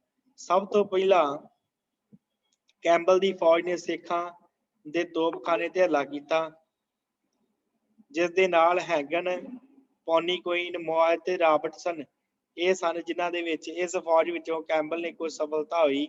ਉਹ ਸਿੱਖਾਂ ਦੇ ਤੋਪਖਾਨੇ ਤੱਕ ਪੁੱਜ ਗਿਆ ਤੇ ਸਿੱਖਾਂ ਦੀਆਂ 4 ਤੋਪਾਂ ਖੋਹ ਲਈਆਂ, ਪਰ ਸਿੱਖਾਂ ਵੀ ਅੱਗੋਂ ਘੱਟ ਨਹੀਂ ਗੁਜ਼ਾਰੀ, ਬੜੀ ਵੀਰਤਾ ਦੇ ਨਾਲ ਟਾਕਰਾ ਕੀਤਾ। ਕੈਂਬਲ ਜਿਹੜਾ ਸੀ ਉਹ ਬੜਾ ਜ਼ਖਮੀ ਹੋ ਗਿਆ, ਸਖਤ ਜ਼ਖਮੀ ਹੋਇਆ ਤੇ ਉਹਦੇ ਜਿਹੜੇ ਸਾਥੀ ਜਰਨੈਲਾਂ ਦਾ ਵੀ ਬੁਰਾ ਹਾਲ ਹੋ ਗਿਆ। ਤੇ ਪੈਨੀਕੋਇਕ ਜਿਹੜਾ ਸੀ ਉਹ ਬਹੁਤ ਸਾਰੇ ਸਿਪਾਹੀਆਂ ਦੇ ਸਣੇ ਮਾਰਿਆ ਗਿਆ ਤੇ ਉਹਦੇ ਅੰਗਰੇਜ਼ੀ ਝੰਡੇ ਸਿੱਖਾਂ ਨੇ ਖੋਹ ਲਏ ਤੇ ਸਮੁੱਚੇ ਤੌਰ ਤੇ ਇਸ ਹੱਲੇ ਵਿੱਚ ਅੰਗਰੇਜ਼ੀ ਫੌਜ ਦਾ ਬੜਾ ਨੁਕਸਾਨ ਹੋਇਆ। ਕਪਤਾਨ ਟਵੈਰਸ ਜਿਹੜਾ ਸੀ ਤੇ ਲੈਫਟੀਨੈਂਟ ਲੁਟਮਾਨ ਤੇ ਇਹਨੇ ਹਮਲਾ ਕੀਤਾ। ਦੋਵਾਂ ਨੇ ਅੱਗੋਂ ਸਿੱਖਾਂ ਦੀਆਂ ਤੋਪਾਂ ਨੇ ਉਹਨਾਂ ਦਾ ਬੁਰਾ ਹਾਲ ਕਰ ਦਿੱਤਾ। ਟਰੈਵਲਸ ਮਾਰਿਆ ਗਿਆ ਤੇ ਸਾਰੀ ਫੌਜ ਦਾ ਨੁਕਸਾਨ ਹੋ ਗਿਆ ਤੇ ਵਾਪਸ ਮੁੜ ਗਈ। ਇਸ ਹੱਲੇ ਦੇ ਵਿੱਚ ਅੰਗਰੇਜ਼ਾਂ ਦੇ 13 ਅਫਸਰ ਮਰੇ ਤੇ 24 ਤੇ 25 ਨੰਬਰ ਰੈਜੀਮੈਂਟਾਂ ਦੇ ਹੱਲਾ ਕੀਤਾ ਤਾਂ ਉਹਨਾਂ ਦਾ ਵੀ ਇਹੋ ਹਾਲ ਹੋ ਗਿਆ। 25ਵੀਂ ਰੈਜੀਮੈਂਟ ਦੇ 7 ਅਫਸਰ ਤੇ 105 ਸਿਪਾਹੀ ਮਾਰੇ ਗਏ ਤੇ 5 ਅਫਸਰ ਤੇ 97 ਸਿਪਾਹੀ ਉਹਨਾਂ ਦੇ ਜ਼ਖਮੀ ਹੋ ਗਏ। ਕਰਨਲ ਬਰੂਕ ਦਾ ਬੜਾ ਨੁਕਸਾਨ ਹੋਇਆ ਤੇ ਕਪਤਾਨ ਜੁੰਡ ਤੇ ਕਪਤਾਨ ਵੀਟਲੇ ਤੇ ਹੱਲਾ ਕੀਤਾ ਤੇ ਬੁਰੀ ਤਰ੍ਹਾਂ ਜਿਹੜੀ ਭਾਂਜ ਖਾਧੀ ਤੇ ਯੂਨਿਟ ਜਿਹੜਾ ਸੀ ਉਹ ਮਰ ਗਿਆ ਇੱਥੇ। ਤੇ ਅੱਗੇ ਗਿਲਬਰਟ ਦੀ ਫੌਜ ਦਾ ਹਾਲ ਸੁਣੋ, ਉਹਦਾ ਬੁਰਾ ਹਾਲ ਸੀ। ਉਹਦੀ ਫੌਜ ਦਾ ਜਿਹੜਾ ਹਿੱਸਾ ਅੱਗੇ ਵੱਧ ਰਿਹਾ ਸੀ ਸਿੱਖਾਂ ਵਾਲੇ ਪਾਸੇ ਤੋਂ, ਉਸ ਉੱਤੇ ਆ ਪਏ ਸਿੱਖ। ਮੇਜਰ ਕ੍ਰਿਸਟੀ ਮਾਰਿਆ ਗਿਆ ਤੇ ਅੰਗਰੇਜ਼ਾਂ ਦੀਆਂ 4 ਤੋਪਾਂ ਤੇ 2 ਛਕੜੇ ਸਮਾਨ ਦੇ ਤੇ 53 ਘੋੜੇ ਸਿੱਖਾਂ ਦੇ ਹੱਥ ਆ ਗਏ। ਅੰਗਰੇਜ਼ੀ ਫੌਜ ਬੁਰੀ ਤਰ੍ਹਾਂ ਮੈਦਾਨ ਚੋਂ ਭੱਜ ਗਈ। ਇਸ ਗਿਲਬਰਟ ਦੀ ਫੌਜ ਦੇ 11 ਅਫਸਰ, 157 ਸਿਪਾਹੀ ਮਾਰੇ ਗਏ ਤੇ 57 ਅਫਸਰ ਤੇ 867 ਸਿਪਾਹੀ ਜ਼ਖਮੀ ਹੋ ਗਏ। ਇੰਨਾ ਨੁਕਸਾਨ ਅੰਗਰੇਜ਼ਾਂ ਦਾ ਹੋਇਆ। ਫਿਰ ਆਖਰੀ ਹੱਲਾ ਪੋਪ ਨੇ ਕੀਤਾ। ਇਸ ਰਸਾਲੇ ਦੀਆਂ 4 ਰੈਜੀਮੈਂਟਾਂ ਸਨ ਇਹਦੇ ਕੋਲ, 4 ਰੈਜੀਮੈਂਟਾਂ ਘੋੜਸਵਾਰ, ਜਿਨ੍ਹਾਂ ਵਿੱਚੋਂ ਕੁਝ ਫੌਜ ਬਰਸ਼ਿਆਂ ਵਾਲੀ ਸੀ। ਸਿੱਖਾਂ ਨੇ ਬਰਸ਼ੇ ਢਾਲਾਂ ਉੱਤੇ ਰੋਕ ਕੇ ਆਪ ਤਲਵਾਰ ਨਾਲ ਵਾੜ ਧਰ ਲਈ। ਪੋਪ ਵੀ ਮਾਰਿਆ ਗਿਆ ਤੇ ਸੁੰਨੀ ਅੰਗਰੇਜ਼ੀ ਫੌਜ ਜਿਹੜੀ ਸੀ ਉਹ ਭੱਜ ਉੱਠੀ। ਸਿੱਖਾਂ ਨੇ ਅੰਗਰੇਜ਼ੀ ਫੌਜ ਦਾ ਪਿੱਛਾ ਨਹੀਂ ਛੱਡਿਆ। ਅੰਗਰੇਜ਼ੀ ਫੌਜ ਦਾ ਜੋ ਵੀ ਆਦਮੀ ਮਿਲਿਆ ਉਸੇ ਨੂੰ ਤਲਵਾਰ ਦੇ ਸਹਾਰੇ ਸਿੱਖਾਂ ਨੇ ਜਮਰਾਜ ਦੇ ਘਰ ਪਹੁੰਚਾ ਦਿੱਤਾ, ਮਾਰ ਦਿੱਤਾ। ਅੰਗਰੇਜ਼ੀ ਫੌਜ ਦੇ ਫੱਟੜ, ਕਰਾ ਰਹੇ ਡਾਕਟਰ ਆਦਿ ਸਭ ਸਿੱਖਾਂ ਦੇ ਪੈਰਾਂ ਦੇ ਥੱਲੇ ਮਾਰੇ ਗਏ, ਦਲ ਦਿੱਤੇ ਸਾਰੇ। ਅੰਗਰੇਜ਼ੀ ਫੌਜ ਵਿੱਚ ਐਸੀ ਘਬਰਾਹਟ ਫੈਲੀ ਕਿ ਰਸਦ ਇੱਧਰ ਉੱਧਰ ਖਿਲਰ ਗਈ ਉਹਨਾਂ ਦੀ, ਤੇ ਉਹਨਾਂ ਤੋਂ ਆਪਣੀਆਂ ਤੋਪਾਂ ਦੀ ਸੁੱਧ ਬੁੱਧ ਨਾ ਰਹੀ। ਘੋੜਸਵਾਰਾਂ ਦੇ ਵਿੱਚੋਂ ਕਿਸੇ ਵੀ ਲਾਰਡ ਗੱਫ ਕੋਲ ਪੁੱਜਣ ਤੋਂ ਪਹਿਲਾਂ ਹੀ ਰਾਹ ਦੇ ਵਿੱਚ ਕਿਤੇ ਵੀ ਘੋੜੇ ਤੋਂ ਉਤਰਨਾ ਤੇ ਖਲੋਣਾ ਠੀਕ ਨਾ ਸਮਝਿਆ, ਕਿਉਂਕਿ ਗੱਫ ਜਿਹੜਾ ਸੀ ਉਹ ਪਿੱਛੇ ਖਲੋਤਾ ਸੀ। ਮੇਜਰ ਕ੍ਰਿਸਟੀ ਤੋਪਾਂ ਲੈ ਕੇ ਭੱਜਿਆ, ਪਰ ਰਾਜ ਸਿੱਖਾਂ ਨੇ ਉਹਨੂੰ ਤੇ ਉਹਦੇ ਸਾਥੀਆਂ ਨੂੰ ਮਾਰ ਕੇ ਤਲਵਾਰ ਦੇ ਧਾਰ ਲੰਘਾ ਕੇ ਰਣ ਭੂਮੀ ਚ ਉੱਥੇ ਸਵਾਤਾ ਤੇ ਤੋਪਾਂ ਖੋਹ ਕੇ ਸਿੱਖ ਫੇਰ ਅੱਗੇ ਵਧੇ। ਕਿੰਨੇ ਹੀ ਅੰਗਰੇਜ਼ਾਂ ਨੇ ਜੰਗਲ ਚ ਲੁਕ ਕੇ ਆਪਣੀ ਜਾਨ ਬਚਾਈ। ਗੋਲੰਦਾਜ਼ਾਂ ਦੀ ਰੱਖਿਆ ਵਾਸਤੇ ਕੁਝ ਅੰਗਰੇਜ਼ ਸੰਗੀਨਾਂ ਲੈ ਕੇ ਸਿੱਖਾਂ ਨੂੰ ਰੋਕਣ ਵਾਸਤੇ ਆਏ, ਪਰ ਹੱਥ ਦੀ ਸੰਗੀਨ ਹੱਥ 'ਚ ਹੀ ਲਏ, ਸਦਾ ਵਾਸਤੇ ਰਣ ਸੇਜਾ ਤੇ ਸੌਂ ਗਏ। ਇੰਨੇ ਵਾਰ ਸਿੱਖਾਂ ਨੇ ਕੀਤੇ ਕਿ ਉਹਨਾਂ ਨੂੰ ਜਿਹੜੀ ਸੀ ਉਹ ਚਲਾਉਣ ਦਾ ਮੌਕਾ ਨਹੀਂ ਮਿਲਿਆ, ਸੰਗੀਨ ਬੰਦੂਕ ਚਲਾਉਣ ਦਾ ਮੌਕਾ ਹੀ ਨਹੀਂ ਮਿਲਿਆ। ਪ੍ਰਧਾਨ ਸੈਨਾਪਤੀ ਗੱਪ ਜਿਹੜਾ ਸੀ ਉਹਦਾ ਡੇਰਾ ਵੀ ਹੁਣ ਬਹੁਤ ਡਰ ਤੋਂ ਖਾਲੀ ਨਹੀਂ ਸੀ ਪ੍ਰਤੀਤ ਹੁੰਦਾ। ਸਿੱਖ ਇਸ ਤੇਜ਼ ਚਾਲ ਦੇ ਨਾਲ ਅੱਗੇ ਵੱਧ ਰਹੇ ਸਨ। ਇਸ ਤੋਂ ਡਰ ਕੇ ਅੰਗਰੇਜ਼ੀ ਫੌਜ ਨੇ ਕਈ ਯੋਧਿਆਂ ਨੇ ਲਾਰਡ ਗੱਫ ਨੂੰ ਵੀ ਭੱਜਣ ਦੀ ਸਲਾਹ ਦੇ ਦਿੱਤੀ ਸੀ। ਮੁੱਕਦੀ ਗੱਲ, ਯੁੱਧ ਦੇ ਹਰ ਪਾਸਿਓਂ ਗੱਫ ਨੂੰ ਨੁਕਸਾਨ ਉਠਾਉਣਾ ਪਿਆ। ਅੰਗਰੇਜ਼ ਸਿੱਖ ਫੌਜ ਪਾਸੋਂ ਬੁਰੀ ਤਰ੍ਹਾਂ ਹਾਰੇ। ਰਾਤ ਪੈ ਗਈ ਤੇ ਲੜਾਈ ਬੰਦ ਹੋ ਗਈ। ਅੰਗਰੇਜ਼ੀ ਫੌਜ ਦੇ ਸਾਰੇ ਨੁਕਸਾਨ ਦਾ ਵੇਰਵਾ ਏਦਾਂ ਆ, 22 ਗੋਰੇ ਅਫਸਰ ਮਰੇ। ਮੇਨ ਅਫਸਰ 22 ਮਰ ਗਏ, 16 ਦੇਸੀ ਅਫਸਰ ਮਰੇ। ਦੇਸੀ ਅਫਸਰ ਜਿਹੜੇ ਹਿੰਦੁਸਤਾਨ ਦੀ ਫੌਜ ਦੇ ਵਿੱਚੋਂ ਸਨ, ਜਿਵੇਂ ਫੌਜ ਚ ਭਰਤੀ ਹੁੰਦੀ ਆ ਵੱਖ-ਵੱਖ ਸਟੇਟਾਂ ਦੇ, ਉਹ ਦੇਸੀ ਅਫਸਰ 16 ਮਰ ਗਏ। 561 ਸਿਪਾਹੀ ਮਾਰੇ ਗਏ ਤੇ 67 ਗੋਰੇ ਅਫਸਰ ਮਾਰੇ ਗਏ ਤੇ 27 ਦੇਸੀ ਅਫਸਰ ਤੇ 1557 ਜ਼ਖਮੀ ਸਿਪਾਹੀ ਹੋਏ ਤੇ 948 ਆਦਮੀ ਗੁੰਮ ਹੋ ਗਏ। ਕੁੱਲ ਜੋੜ 2338 ਆਦਮੀ। ਅੰਗਰੇਜ਼ਾਂ ਦੀਆਂ ਕੁਝ ਤੋਪਾਂ, ਰਸਦ ਸਮਾਨ, ਝੰਡੇ ਸਿੱਖਾਂ ਦੇ ਹੱਥ ਆ ਗਏ ਤੇ ਕੁੱਲ ਤੋਪਾਂ 6 ਵੱਡੀਆਂ ਤੇ 12 ਛੋਟੀਆਂ ਸਿੱਖਾਂ ਦੇ ਹੱਥ ਆ ਗਈਆਂ। ਹੁਣ ਲੜਾਈ ਬੰਦ ਹੋਣ ਤੇ ਰਾਜਾ ਸ਼ੇਰ ਸਿੰਘ ਦੇ ਹੁਕਮ ਦੇ ਨਾਲ ਸਿੱਖਾਂ ਨੇ ਫਤਿਹ ਦੀ ਤੋਪ ਚਲਾਈ। ਇਹ ਗੱਲ ਗੱਫ ਤੋਂ ਸਹਾਰੀ ਨਾ ਗਈ ਤੇ ਅੱਗੋਂ ਉਹਨੇ ਵੀ ਫਤਿਹ ਦੀ ਪ੍ਰਗਟ ਕਰਨ ਲਈ ਤੋਪ ਚਲਾਈ। ਸਭ ਕੁਝ ਜਾਣਦੇ ਹੋਏ ਲਾਰਡ ਡਲਹੌਜੀ ਨੇ ਵੀ ਅੰਗਰੇਜ਼ਾਂ ਦੀ ਫਤਿਹ ਦੱਸਣ ਬਦਲੇ ਹਿੰਦੁਸਤਾਨ ਦੇ ਕਈ ਤੋਪਖਾਨਿਆਂ ਦੇ ਵਿੱਚ ਤੋਪਾਂ ਦਾ ਹੁਕਮ ਦੇ ਦਿੱਤਾ। ਪਰ ਹੁਣ ਝਗੜਾ ਇਹ ਸੀ ਕਿ ਦੋਹਾਂ ਧਿਰਾਂ ਚੋਂ ਜਿੱਤਿਆ ਕੌਣ। ਜੋ ਕੁਝ ਯੁੱਧ ਦੇ ਵਿੱਚ ਹੋਇਆ ਉਹ ਆਪਾਂ ਆਪ ਜੀ ਸਰਵਣ ਕਰ ਹੀ ਚੁੱਕੇ ਹੋ, ਤੇ ਬਾਕੀ ਤਸੱਲੀ ਦਾ ਕਰਨ ਬਦਲੇ ਇਤਿਹਾਸਕਾਰਾਂ ਦੀਆਂ ਲਿਖਤਾਂ ਪੜ੍ਹ ਲੈਂਦੇ ਆ। ਥੈਂਕਵਾਲ ਲਿਖਦਾ, ਜਿਹੜਾ ਥੈਂਕਵਾਲ ਉਸ ਸਮੇਂ ਸਿਪਾਹੀ ਸੀ, ਜਿਹੜਾ ਸਭ ਤੋਂ ਅੱਗੇ ਸੀ ਅਫਸਰ, ਉਹ ਲਿਖਦਾ ਕਿ ਮੈਨੂੰ ਏਦਾਂ ਪ੍ਰਤੀਤ ਹੋਣ ਲੱਗਾ ਜਿਵੇਂ ਮੇਰੀ ਫੌਜ ਦਾ ਇੱਕ ਆਦਮੀ ਜਿਉਂਦਾ ਨਹੀਂ ਰਿਹਾ। ਉਹ ਫਿਰ ਅੱਗੇ ਲਿਖਦਾ ਕਿ ਇੱਕ ਪੈਦਲ ਸਿੱਖ ਸਿਪਾਹੀ ਅੰਗਰੇਜ਼ੀ ਫੌਜ ਦੇ 3 ਘੋੜਸਵਾਰਾਂ ਨੂੰ ਵੜਦਾ ਸੀ। ਦੇਖੋ ਕਿੰਨੀ ਬਹਾਦਰੀ ਹੈ। ਉਹ ਕਹਿੰਦਾ ਕਿ ਪੈਦਲ ਸਿਪਾਹੀ 3 ਘੋੜਸਵਾਰਾਂ ਨੂੰ ਵੜ ਦਿੰਦਾ ਸੀ ਸਾਡਿਆਂ ਨੂੰ। ਤੇ ਫਿਰ ਸਰ ਐਡਵਿਨ ਆਰਨੋਲਡ ਲਿਖਦਾ ਕਿ ਜੇ ਸਿੱਖ ਅੰਗਰੇਜ਼ਾਂ ਉੱਤੇ ਕਿਸੇ ਤਰ੍ਹਾਂ ਦੀ ਇੱਕ ਜਿੱਤ ਹੋਰ ਪ੍ਰਾਪਤ ਕਰ ਲੈਂਦੇ ਤਾਂ ਪੰਜਾਬ ਚੋਂ ਹੀ ਨਹੀਂ ਸਾਰੇ ਹਿੰਦੁਸਤਾਨ ਚੋਂ ਅੰਗਰੇਜ਼ਾਂ ਨੂੰ ਹੱਥ ਧੋਣਾ ਪੈਂਦਾ। ਅਨੇਕ ਫੌਜੀ ਅੰਗਰੇਜ਼ਾਂ ਨੇ ਇਹ ਗੱਲ ਸਾਫ਼ ਤੌਰ ਤੇ ਮੰਨੀ ਹੈ ਕਿ ਚੇਲਿਆਂਵਾਲੀ ਦਾ ਯੁੱਧ ਜਿਹੜਾ ਸੀ ਸਿੱਖਾਂ ਦੀ ਸ਼ਾਨ ਨੂੰ ਵਧਾਉਣ ਵਾਲਾ ਸੀ। ਫਿਰ 1849 ਦੇ ਕਲਕੱਤਾ ਰਿਵਿਊ ਦੇ ਪੰਨੇ ਤੇ ਲਿਖਿਆ ਹੈ ਕਿ ਭਾਰਤ ਵਿੱਚ ਅੰਗਰੇਜ਼ਾਂ ਨੇ ਜਿੰਨੇ ਯੁੱਧ ਹੋਏ ਉਹਨਾਂ ਵਿੱਚੋਂ ਚੇਲਿਆਂਵਾਲੀ ਦਾ ਯੁੱਧ ਉਹਨਾਂ ਵਾਸਤੇ ਅੱਤ ਦਾ ਭਿਆਨਕ ਸੀ। ਹੁਣ ਸਾਧ ਸੰਗਤ ਇਹਦੇ ਵਿੱਚ ਉਹਨਾਂ ਦੇ ਕਿੰਨੇ ਬੰਦੇ ਮਾਰੇ ਗਏ, ਕਿੰਨਾ ਬੁਰਾ ਹਾਲ ਹੋਇਆ। ਇਸ ਕਰਕੇ ਇਹ ਯੁੱਧ ਉਹਨਾਂ ਵਾਸਤੇ ਸਭ ਤੋਂ ਭਿਆਨਕ ਯੁੱਧ ਸੀ। ਸਰ ਲੇਪਨ ਗ੍ਰਿਫਨ ਲਿਖਦਾ ਕਿ ਚੇਲਿਆਂਵਾਲੀ ਦਾ ਯੁੱਧ ਅੰਗਰੇਜ਼ਾਂ ਵਾਸਤੇ ਅਫਗਾਨਿਸਤਾਨ ਦੀ ਮਹਾ ਹੱਤਿਆ ਦੇ ਬਰਾਬਰ ਸੀ। ਮਿਸਟਰ ਕੇ ਲਿਖਦਾ ਕਿ ਚੇਲਿਆਂਵਾਲੀ ਯੁੱਧ ਵਿੱਚ ਅੰਗਰੇਜ਼ਾਂ ਦੀਆਂ ਤੋਪਾਂ ਸਿੱਖਾਂ ਦੇ ਹੱਥ ਆਈਆਂ, ਅੰਗਰੇਜ਼ੀ ਝੰਡੇ ਖਾਲਸੇ ਨੇ ਖੋਏ ਤੇ ਅੰਗਰੇਜ਼ੀ ਘੋੜ ਸਵਾਰ ਫੌਜ ਸਿੱਖਾਂ ਤੋਂ ਹਾਰ ਖਾ ਕੇ ਆਪਣੇ ਪ੍ਰਾਣਾਂ ਤੋਂ ਡਰ ਕੇ ਭੇਡਾਂ ਦੇ ਵਾਂਗ ਭੱਜ ਗਈ। ਸ਼ਰਮਾ ਲਿਖਦਾ ਕਿ ਮਹਾਰਾਜਪੁਰ ਦੇ ਯੁੱਧ ਵਿੱਚ ਅੰਗਰੇਜ਼ਾਂ ਨੇ ਜਿਹੜੇ ਝੰਡੇ ਮਰਟਿਆ ਕੋਲੋਂ ਖੋਏ ਸਨ, ਇਸ ਯੁੱਧ ਵਿੱਚ ਉਹ ਝੰਡੇ ਸਿੱਖਾਂ ਦੇ ਹੱਥ ਆਏ। ਅਸਲ ਵਿੱਚ ਇਹ ਦਿਨ ਸਿੱਖਾਂ ਵਾਸਤੇ ਬੜੇ ਗੌਰਵ ਵਾਲਾ ਸੀ। ਪੈਨਸੁਲਾ ਯੁੱਧ ਵਿੱਚ ਇਸ ਰਸਾਲੇ ਨੇ ਮਹਾਵੀਰ ਨੈਪੋਲੀਅਨ ਨੂੰ ਹਰਾਇਆ ਸੀ। ਨੈਪੋਲੀਅਨ ਦੇ ਵਿਰੁੱਧ ਵਾਟਲੂ ਦੀ ਲੜਾਈ ਸਾਧ ਸੰਗਤ ਲੜੀ ਗਈ ਸੀ। ਆ ਗਿਆ ਉਸ ਮਹਾਵੀਰ ਦਾ ਨਾਮ। ਨੈਪੋਲੀਅਨ ਨੂੰ ਇੰਨਾ ਹਰਾਇਆ ਸੀ, ਉਹ ਰਸਾਲਾ ਸਿੱਖਾਂ ਦੇ ਸਾਹਮਣੇ ਨਹੀਂ ਠਹਿਰ ਸਕਿਆ। ਜਿਹੜੇ ਵੱਡੀਆਂ ਵੱਡੀਆਂ ਜੰਗਾਂ ਕਰਨ ਵਾਲੇ ਅੰਗਰੇਜ਼ ਅਫਸਰ ਸਨ, ਉਹ ਵੀ ਸਿੱਖਾਂ ਦਾ ਮੁਕਾਬਲਾ ਨਹੀਂ ਸੀ ਕਰ ਸਕੇ, ਉਹ ਵੀ ਡਰ ਗਏ ਸੀ। ਪੈਂਸਿਲਾ ਦੇ ਯੁੱਧ ਦੇ ਵਿੱਚ ਨੈਪੋਲੀਅਨ ਨੂੰ, ਜਿੰਨਾ ਨੈਪੋਲੀਅਨ ਇੱਕ ਬੜਾ ਬਹਾਦਰ ਯੋਧਾ ਆਇਆ, ਉਹਨੂੰ ਹਰਾਉਣ ਵਾਲੇ ਜਿਹੜੇ ਸਨ ਨਾ ਅੰਗਰੇਜ਼, ਉਹ ਵੀ ਸਿੱਖਾਂ ਦੇ ਹੱਥੇ ਚੜ ਗਏ ਤੇ ਉਹਨਾਂ ਨੂੰ ਮਾਰ ਦਿੱਤਾ। ਪੈਂਸਿਲਾ ਜਿੱਤ ਦੀਆਂ ਨਿਸ਼ਾਨੀਆਂ, ਝੰਡੇ ਜੋ ਅੰਗਰੇਜ਼ਾਂ ਦੇ ਕੋਲ ਸਨ, ਉਹ ਅੱਜ ਸਿੱਖਾਂ ਦੇ ਹੱਥ ਆ ਗਏ। ਹੁਣ ਫੈਸਲਾ ਸਾਧ ਸੰਗਤ ਆਪਾਂ ਕਰਨਾ ਕਿ ਯੁੱਧ ਦੇ ਵਿੱਚ ਜਿੱਤਿਆ ਕੌਣ, ਅੰਗਰੇਜ਼ ਜਾਂ ਸਿੱਖ? ਬਿਲਕੁਲ ਸਿੱਖ ਜਿੱਤੇ, ਕਿਉਂਕਿ ਅੰਗਰੇਜ਼ਾਂ ਦਾ ਤਾਂ ਨੁਕਸਾਨ ਹੀ ਬੜਾ ਹੋ ਗਿਆ। ਫਿਰ ਹੋਇਆ ਕਿ ਇਸ ਰਾਤ ਅੰਗਰੇਜ਼ ਬੜੀ ਡਾਵਾਂਡੋਲ ਹਾਲਤ ਦੇ ਵਿੱਚ ਸਨ। ਉਹਨਾਂ ਦਾ ਸਮਾਨ, ਰਸਤ, ਸਭ ਕੁਝ ਮੈਦਾਨ ਦੇ ਵਿੱਚ ਡੁੱਲਿਆ ਪਿਆ ਸੀ। ਸਿਪਾਹੀ ਉਹਨਾਂ ਦੇ ਪਾਣੀ ਦੀ ਗੁਣ ਧਿਆਏ ਤੜਪ ਰਹੇ ਸੀ। ਕਈ ਜਰਨੈਲ ਤੇ ਗੱਫ ਆਪ ਮੈਦਾਨ ਛੱਡ ਕੇ ਜਾਣ ਦੇ ਹੱਕ ਵਿੱਚ ਸੀ। ਅੰਤੋਂ ਮੋਰਚਾ ਛੱਡ ਕੇ 2 ਮੀਲ ਪਿੱਛੇ ਹਟਾਇਆ। ਸਾਰੀ ਰਾਤ ਇਹੋ ਡਰ ਰਿਹਾ ਕਿ ਹੁਣ ਸਿੱਖ ਨਾ ਆ ਪੈਣ। ਇਹ ਲੜਾਈ ਦੇ ਸਮੇਂ ਸਮਾਚਾਰ ਸੁਣ ਕੇ ਵਲਾਇਤ ਦੇ ਵਿੱਚ ਕੁਰਲਾਹਟ ਮਚ ਗਈ ਦੂਰ ਦੂਰ ਤੱਕ। ਉੱਥੋਂ ਦੇ ਲੋਕ ਇੱਥੋਂ ਤੱਕ ਘਬਰਾਏ ਕਿ ਗੱਫ ਉਹਨੂੰ ਉਸਦੇ ਅਹੁਦੇ ਤੋਂ ਹਟਾ ਕੇ ਉਹਦੀ ਥਾਂ ਤੇ ਨੇਪੀਅਰ ਨੂੰ ਪ੍ਰਧਾਨ ਸੈਨਾਪਤੀ ਜੰਗੀ ਲਾਰਡ ਬਣਾ ਦਿੱਤਾ ਜਾਵੇ। ਮਤਲਬ ਇੰਨੇ ਘਬਰਾ ਗਏ ਸਨ ਅੰਗਰੇਜ਼, ਕਹਿੰਦੇ ਗੱਫ ਨੂੰ ਹਟਾ ਦਿੱਤਾ ਜਾਵੇ ਤੇ ਹਿੰਦੁਸਤਾਨ ਦਾ ਸੈਨਾਪਤੀ ਜਿਹੜਾ ਆ ਉਹ ਨੇਪੀਅਰ ਨੂੰ ਬਣਾ ਦਿੱਤਾ ਜਾਵੇ। ਪਰ ਨਵੇਂ ਸੈਨਾਪਤੀ ਦੇ ਅਹੁਦਾ ਸੰਭਾਲਣ ਤੋਂ ਪਹਿਲਾਂ ਹੀ ਗੁਜਰਾਤ ਵਿੱਚ ਸਿੱਖ ਹਾਰ ਗਏ, ਸੋ ਗੱਫ ਦੀ ਇੱਜ਼ਤ ਜਿਹੜੀ ਸੀ ਉਹ ਬਣ ਗਈ। ਹੁਣ ਇਸ ਰਸੂਲ ਵਿੱਚ ਤੇ ਅੰਗਰੇਜ਼ ਚੇਲਿਆਂ ਵਾਲੀ ਵਿੱਚ ਕਈ ਦਿਨ ਬੈਠੇ ਰਹੇ। ਕਈ ਲਿਖਾਰੀ ਸਵਾਲ ਕਰਦੇ ਆ ਕਿ ਚੇਲਿਆਂ ਵਾਲੀ ਵਿੱਚ ਜਿੱਤ ਪ੍ਰਾਪਤ ਕਰਕੇ ਰਾਜਾ ਸ਼ੇਰ ਸਿੰਘ ਇੰਨੇ ਦਿਨ ਚੁੱਪ ਕਿਉਂ ਰਿਹਾ, ਜਦ ਕਿ ਅੰਗਰੇਜ਼ਾਂ ਦੀ ਹਾਲਤ ਉਸ ਸਮੇਂ ਬੜੀ ਤਰਸਯੋਗ ਸੀ। ਜੇ ਸਿੱਖ ਅਗਲੇ ਦਿਨ ਅੰਗਰੇਜ਼ਾਂ ਤੇ ਹਮਲਾ ਕਰ ਦਿੰਦੇ, ਜ਼ਰੂਰ ਜਿੱਤ ਪ੍ਰਾਪਤ ਕਰਦੇ, ਸੋ ਸਿੱਖਾਂ ਨੇ ਹਮਲਾ ਕਿਉਂ ਨਹੀਂ ਕੀਤਾ?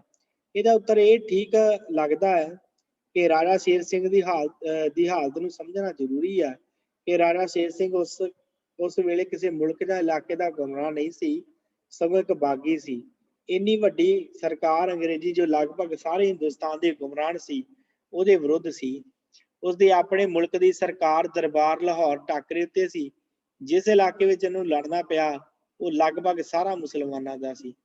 ਜਿਸ ਵਸੋਂ ਤੋਂ ਉਹਨੂੰ ਮਦਦ ਦੀ ਕੋਈ ਆਸ ਨਹੀਂ ਸੀ ਤੇ ਨਾ ਹੀ ਦੇਸ਼ ਇਸ ਮੁਸਲਮਾਨ ਵਸੋਂ ਨੇ ਉਹਦੀ ਕੋਈ ਸਹਾਇਤਾ ਕੀਤੀ, ਸਗੋਂ ਅੰਗਰੇਜ਼ਾਂ ਦੀ ਸਹਾਇਤਾ ਉਹ ਕਰਦੇ ਰਹੇ ਮੁਸਲਮਾਨ। ਉਸਦੀ ਫੌਜ ਦੇ ਕਈ ਸਰਦਾਰ ਉਹ ਸਨ ਜੋ ਕੇਵਲ ਸਿਪਾਹੀਆਂ ਤੋਂ ਡਰਦੇ ਬਾਗੀ ਹੋਏ ਸਨ। ਰੈਜੀਡੈਂਟ ਤੇ ਗਵਰਨਰ ਜਨਰਲ ਦੇ ਐਲਾਨ ਨੇ ਉਹਨਾਂ ਦੇ ਖਿਆਲਾਂ ਦੇ ਵਿੱਚ ਹਲਚਲੀ ਮਚਾਈ ਹੋਈ ਸੀ। ਉਹ ਅਜੇ ਵੀ ਦਿਲੋਂ ਅੰਗਰੇਜ਼ਾਂ ਨਾਲ ਸੁਲਾਹ ਕਰ ਲੈਣੀ ਚਾਹੁੰਦੇ ਸੀ। ਰਾਜਾ ਸ਼ੇਰ ਸਿੰਘ ਦੀ ਇੱਛਾ ਸੀ ਕਿ ਅੰਗਰੇਜ਼ਾਂ ਦੇ ਨਾਲ ਐਸੇ ਢੰਗ ਦੀ ਸੁਲਾਹ ਜਾਏ ਜਿਸ ਨਾਲ ਮਹਾਰਾਜਾ ਦਲੀਪ ਸਿੰਘ ਦਾ ਰਾਜ ਬਣਿਆ ਰਹੇ। ਤੇ ਦੂਜੀ ਵਜ੍ਹਾ ਇਹ ਖਾਸ ਸੀ ਕਿ ਸ਼ੇਰ ਸਿੰਘ ਕੋਲ ਇੰਨੀ ਫੌਜ ਤੇ ਸਮਾਨ ਨਹੀਂ ਸੀ ਕਿ ਉਹ ਗੱਫ ਦੀ ਫੌਜ ਨੂੰ ਘੇਰਾ ਪਾ ਸਕੇ ਤੇ ਵੱਧ ਕੇ ਆਪ ਉਹਦੇ ਤੇ ਹਮਲਾ ਕਰ ਸਕੇ। ਨਾ ਉਹਦੇ ਕੋਲ ਪੈਸੇ ਹੀ ਸਨ ਕਿ ਉਹ ਸਮਾਨ ਖਰੀਦ ਸਕੇ ਤੇ ਨਵੀਂ ਫੌਜ ਭਰਤੀ ਕਰ ਸਕੇ। ਰਾਮਨਗਰ ਵਿੱਚ ਉਹਦੇ ਕੋਲ ਫੌਜ ਦੁਸ਼ਮਣ ਨਾਲੋਂ ਬਹੁਤ ਘੱਟ ਸੀ। ਉਹਦੀ ਰਣ ਚਾਤਰੀ ਸੀ ਕਿ ਉੱਥੇ ਗੱਫ ਤੋਂ ਬਚ ਨਿਕਲਿਆ। ਜਦ ਉਹਨੇ ਸੈਦਲਾਪੁਰ ਵਿੱਚ ਜਿੱਤ ਹਾਸਲ ਕੀਤੀ ਤੇ ਉਸਨੂੰ ਆਪਣੀ ਪਿਛਲੀ ਫੌਜ ਨੂੰ ਨਾਲ ਮਿਲਾਉਣ ਤੇ ਕਾਬੂ ਰੱਖਣ ਦਾ ਬੜਾ ਫਿਕਰ ਸੀ। ਅੰਤ ਰਾਮਨਗਰ ਤੋਂ ਮਾਝੇ ਵੱਲੇ ਵਧਣ ਦੀ ਇੱਛਾ ਹੁੰਦਿਆਂ ਹੋਇਆ ਵੀ ਇਸ ਪਾਸੇ ਵਧਣ ਦਾ ਕੋਈ ਰਾਹ ਨਾ ਵੇਖ ਕੇ ਉਹ ਲਹਿੰਦੇ ਵਾਲੇ ਪਾਸੇ ਚੇਲੀਆਂ ਵਾਲੀ ਨੂੰ ਚਲਿਆ ਗਿਆ। ਅਸਲ 'ਚ ਸਿੱਖ ਅੱਗੇ ਅੱਗੇ ਤੇ ਅੰਗਰੇਜ਼ ਸ਼ਿਕਾਰੀਆਂ ਵਾਂਗ ਮਗਰ ਪਿੱਛਾ ਦਬਾਈ ਫਿਰਦੇ ਸਨ। ਇੱਥੇ ਕਿਤੇ ਟਾਕਰਾ ਹੋ ਪੈਂਦਾ ਸੀ ਤੇ ਸ਼ਿਕਾਰੀਆਂ ਦੇ ਹੰਡੇ ਹੋਏ ਭੁੱਖੇ ਸ਼ੇਰ ਵਾਂਗ ਸਿੱਖ ਚਿੱਥੇ ਪੈ ਕੇ ਵੈਰੀਆਂ ਦੇ ਗਲ ਪੈ ਜਾਂਦੇ ਸਨ। ਚੇਲਿਆਂ ਵਾਲੀ ਵਿੱਚ ਸ਼ੇਰ ਸਿੰਘ ਕੋਲ ਸਿਪਾਹੀ ਤੇ ਕਾਫੀ ਸਨ, ਪਰ ਜੰਗੀ ਸਮਾਨ ਇੰਨਾ ਨਹੀਂ ਸੀ ਕਿ ਉਹ ਖੁੱਲੇ ਦਿਲ ਨਾਲ ਤੋਪਾਂ ਤੇ ਬੰਦੂਕਾਂ ਤੋਂ ਕੰਮ ਲੈ ਸਕਦੇ। ਉਹਨਾਂ ਨੂੰ ਸਮਾਨ ਬੜਾ ਸੰਭਾਲ ਕੇ ਵਰਤਣਾ ਪੈਂਦਾ ਸੀ ਤਾਂ ਕਿ ਉਹ ਵਧੇਰੇ ਦਿਨ ਲੰਘਾ ਸਕੇ ਤੇ ਹੋਰ ਕਿਤੋਂ ਸਮਾਨ ਦੇ ਆ ਜਾਣ ਦੀ ਕੋਈ ਆਸ ਨਹੀਂ ਸੀ। ਖਾਸ ਕਰਕੇ ਖੁਰਾਕ ਦਾ ਸਮਾਨ ਸਿੱਖਾਂ ਕੋਲ ਬਹੁਤ ਥੋੜਾ ਸੀ, ਖਾਣ ਪੀਣ ਦਾ। ਹੁਣ ਇਸ ਇਲਾਕੇ ਦੇ ਵਿੱਚ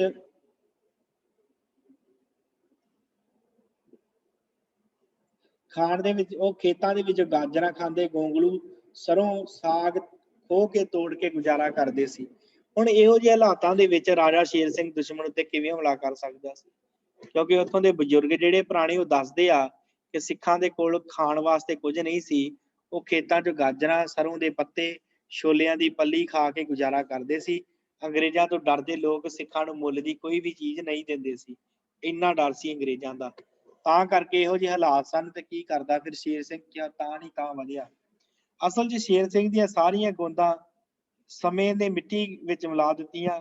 ਉਹ ਆਪਣੇ ਪਿਤਾ ਚਤਰ ਸਿੰਘ ਨੂੰ ਨਾਲ ਲੈ ਕੇ ਮਾਝੇ ਵਿੱਚ ਬਾਗੀ ਫੌਜ ਖਿਲਾਰ ਦੇਣੀ ਚਾਹੁੰਦਾ ਸੀ ਤੇ ਮਾਝੇ ਦੇ ਵਿੱਚ ਸਿੱਖਾਂ ਦੀ ਬਹੁਤੀ ਵਸੋਂ ਸੀ। ਇੱਥੇ ਉਹਨੂੰ ਸਹਾਇਤਾ ਦੀ ਵਧੇਰੇ ਆਸ ਸੀ। ਜੇ ਉਹ ਇਸ ਚਾਲ ਦੇ ਵਿੱਚ ਸਫਲ ਹੋ ਜਾਂਦਾ ਤੇ ਰਾਮਨਗਰ ਤੇ ਚੇਲਿਆਂ ਵਾਲੀ ਦੀ ਥਾਂ ਲੜਾਈਆਂ ਅਟਾਰੀ ਤੇ ਅੰਮ੍ਰਿਤਸਰ ਹੁੰਦੀਆਂ ਤਾਂ ਰਾਜਾ ਸ਼ੇਰ ਸਿੰਘ ਨੂੰ ਗੁਜਰਾਤ ਵਾਲਾ ਦਿਨ ਨਾ ਦੇਖਣਾ ਪੈਂਦਾ। ਉਸਦੇ ਮਾਝੇ ਵਿੱਚ ਆਉਣ ਦੇ ਨਾਲ ਇਸ ਇਲਾਕੇ ਵਿੱਚ ਬਗਾਵਤ ਹੋ ਜਾਣੀ ਔਖੀ ਨਹੀਂ ਸੀ। ਪੱਛਮੀ ਪੰਜਾਬ ਦੇ ਵਿੱਚ ਬਗਾਵਤ ਅੱਗ ਭੜਕੀ ਹੋਈ ਸੀ। ਜੇ ਮਾਝੇ 'ਚ ਭੜਕ ਪੈਂਦੀ ਤੇ ਅੱਗ ਬੁਝਾਉਣੀ ਔਖੀ ਹੋ ਜਾਣੀ ਸੀ। ਸ਼ੇਰ ਸਿੰਘ ਦੀ ਇੱਛਾ ਸੀ ਕਿ ਲੜਾਈ ਲੰਮੀ ਹੋ ਜਾਏ ਤਾਂ ਜੋ ਵੇਖੋ ਵੇਖੀ ਹੋਰ ਵੀ ਥਾਵਾਂ ਤੇ ਬਗਾਵਤ ਹੋ ਜਾਵੇ। ਪਰ ਬਹੁਤ ਸਾਰੇ ਸਿੱਖ ਸਰਦਾਰ ਦਿਲੋਂ ਅੰਗਰੇਜ਼ਾਂ ਦੇ ਵਫਾਦਾਰ ਰਹੇ ਤੇ ਉਹਨਾਂ ਆਪੋ ਆਪਣੇ ਇਲਾਕਿਆਂ 'ਚ ਬਗਾਵਤ ਨਹੀਂ ਸੀ ਹੋਣ ਦਿੱਤੀ। ਇਹ ਹਾਲਾਤ ਸਨ। ਫਿਰ ਉਸ ਤੋਂ ਬਾਅਦ ਦੋਵੇਂ ਧਿਰਾਂ ਗੱਫ ਮੁਲਤਾਨ ਵਾਲੀ ਫੌਜ ਨੂੰ ਤੇ ਸ਼ੇਰ ਸਿੰਘ ਆਪਣੇ ਪਿਤਾ ਨੂੰ ਉਡੀਕਣ ਲੱਗ ਪਏ। 15 ਜਨਵਰੀ ਨੂੰ ਬਾਰਿਸ਼ ਸ਼ੁਰੂ ਹੋ ਗਈ ਸੋ ਲਗਾਤਾਰ 3 ਦਿਨ ਬਾਰਿਸ਼ ਪੈਂਦੀ ਰਹੀ।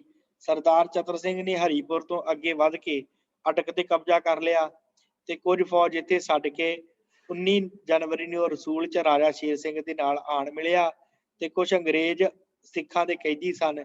ਸਿੱਖਾਂ ਨੇ ਉਹਨਾਂ ਕੈਦੀਆਂ ਨਾਲ ਬੜਾ ਚੰਗਾ ਸਲੂਕ ਕੀਤਾ ਤੇ ਜਿਸ ਦੀ ਉਪਮਾ ਸਾਰੇ ਇਤਿਹਾਸਕਾਰ ਵੀ ਕਰਦੇ ਆ ਕਿ ਰਾਜਾ ਸ਼ੇਰ ਸਿੰਘ ਨੇ ਆਪਣੇ ਕੈਦੀ ਅੰਗਰੇਜ਼ਾਂ ਲੈਫਟੀਨੈਂਟ ਬੋਵੀ ਆਦਿ ਕੁਝ ਹੋਰ ਸਨ ਉਹਨਾਂ ਨੂੰ ਮੁੜ ਜਾਣ ਤੇ ਇਕਰਾਰ ਉੱਤੇ ਗੱਫ ਦੇ ਡੇਰੇ ਜਾਣ ਦੀ ਆਗਿਆ ਦੇ ਦਿੱਤੀ ਸੀ।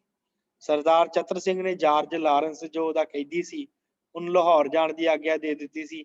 ਅਸਲ 'ਚ ਸਿੱਖ ਛੇਤੀ ਤੋਂ ਛੇਤੀ ਅੰਗਰੇਜ਼ਾਂ ਨਾਲ ਸੁਲ੍ਹਾ ਕਰ ਲੈਣ ਦੀ ਚਾਹਵਾਨ ਸਨ। ਇਹ ਕੰਮ ਉਹ ਉਹਨਾਂ ਕੈਦੀ ਅੰਗਰੇਜ਼ਾਂ ਰਾਹੀਂ ਕਰਾਉਣਾ ਚਾਹੁੰਦੇ ਸਨ। ਉਹਨਾਂ ਸੁਲ੍ਹਾ ਤੇ ਕੀ ਕਰਾਉਣੀ ਸੀ। ਸਿੱਖ ਫੌਜ ਦੀਆਂ ਕਮਜ਼ੋਰੀਆਂ ਜ਼ਰੂਰ ਆਪਣੇ ਅਫਸਰਾਂ ਨੂੰ ਦੱਸੀਆਂ। ਹੋ ਸਕਦਾ ਕਿ ਸਿੱਖਾਂ ਨੂੰ ਸੁਲ੍ਹਾ ਦਾ ਲਾਰਾ ਵੀ ਲਾ ਦਿੱਤਾ ਹੋਵੇ। ਅਸਲ 'ਚ ਲਾਰਡ ਗੱਫ ਦੀ ਇਹ ਭਾਰੀ ਇੱਛਾ ਸੀ ਕਿ ਉਹ ਲੜਾਈ ਉਹਨਾਂ ਚਿਰ ਬੰਦ ਰਹੇ ਜਿੰਨਾ ਚਿਰ ਮੁਲਤਾਨ ਵਾਲੀ ਫੌਜ ਤੇ ਵੱਡੀਆਂ ਤੋਪਾਂ ਪਿੱਛੋਂ ਨਹੀਂ ਆ ਜਾਂਦੀਆਂ ਤੇ ਅੰਗਰੇਜ਼ ਕੈਦੀਆਂ ਨੇ ਗੱਫ ਨੂੰ ਸਮਝਾ ਦਿੱਤਾ ਸੀ ਕਿ ਸਿੱਖਾਂ ਉੱਤੇ ਫਤਿਹ ਹਾਸਲ ਕਰਨ ਵਾਸਤੇ ਵੱਡੀਆਂ ਤੋਪਾਂ ਦੀ ਲੋੜ ਹੈ। ਫਿਰ ਉਸ ਤੋਂ ਬਾਅਦ ਸਾਧ ਸੰਗਤ ਕਿਵੇਂ ਗੁਜਰਾਤ ਦੀ ਜੰਗ ਹੁੰਦੀ ਆ। ਇਹ ਗੁਜਰਾਤ ਦਾ ਇਲਾਕਾ ਜਿਹੜਾ ਹੈ ਇਹ ਪਾਕਿਸਤਾਨ ਦੇ ਵਿੱਚ ਹੈ। ਗੁਜਰਾਤ ਇੱਕ ਉੱਥੋਂ ਦੀ ਜੰਗ ਜਿਹੜੀ ਹੈ ਉਹ ਕਿਵੇਂ ਹੁੰਦੀ ਹੈ ਇਹ ਆਪਾਂ ਕੱਲ ਦੀ ਕਲਾਸ ਦੇ ਵਿੱਚ ਵਾਚਾਂਗੇ। ਉਸ ਤੋਂ ਬਾਅਦ ਕਿਵੇਂ ਸਿੱਖ ਹਾਰ ਜਾਂਦੇ ਆ ਤੇ ਕਿਵੇਂ ਫਿਰ ਇਹ ਸਾਰੇ ਪੰਜਾਬ ਨੂੰ ਆਪਣੇ 'ਚ ਮਿਲਾ ਲੈਂਦੇ ਆ। ਇਹ ਆਉਣ ਵਾਲੇ ਦਿਨਾਂ 'ਚ ਆਪ ਜੀ ਸਰਵਣ ਕਰੋਗੇ। ਸੋ ਇੱਥੇ ਹੀ ਸਮਾਪਤੀ ਹੈ। ਸਾਧ ਸੰਗਤ ਹੋਈਆਂ ਭੁੱਲਾਂ ਚੁੱਕਾਂ ਦੀ ਖਿਮਾ। ਬਲਾਓ ਫਤਿਹ। ਵਾਹਿਗੁਰੂ ਜੀ ਕਾ ਖਾਲਸਾ ਵਾਹਿਗੁਰੂ ਜੀ ਕੀ ਫਤਿਹ।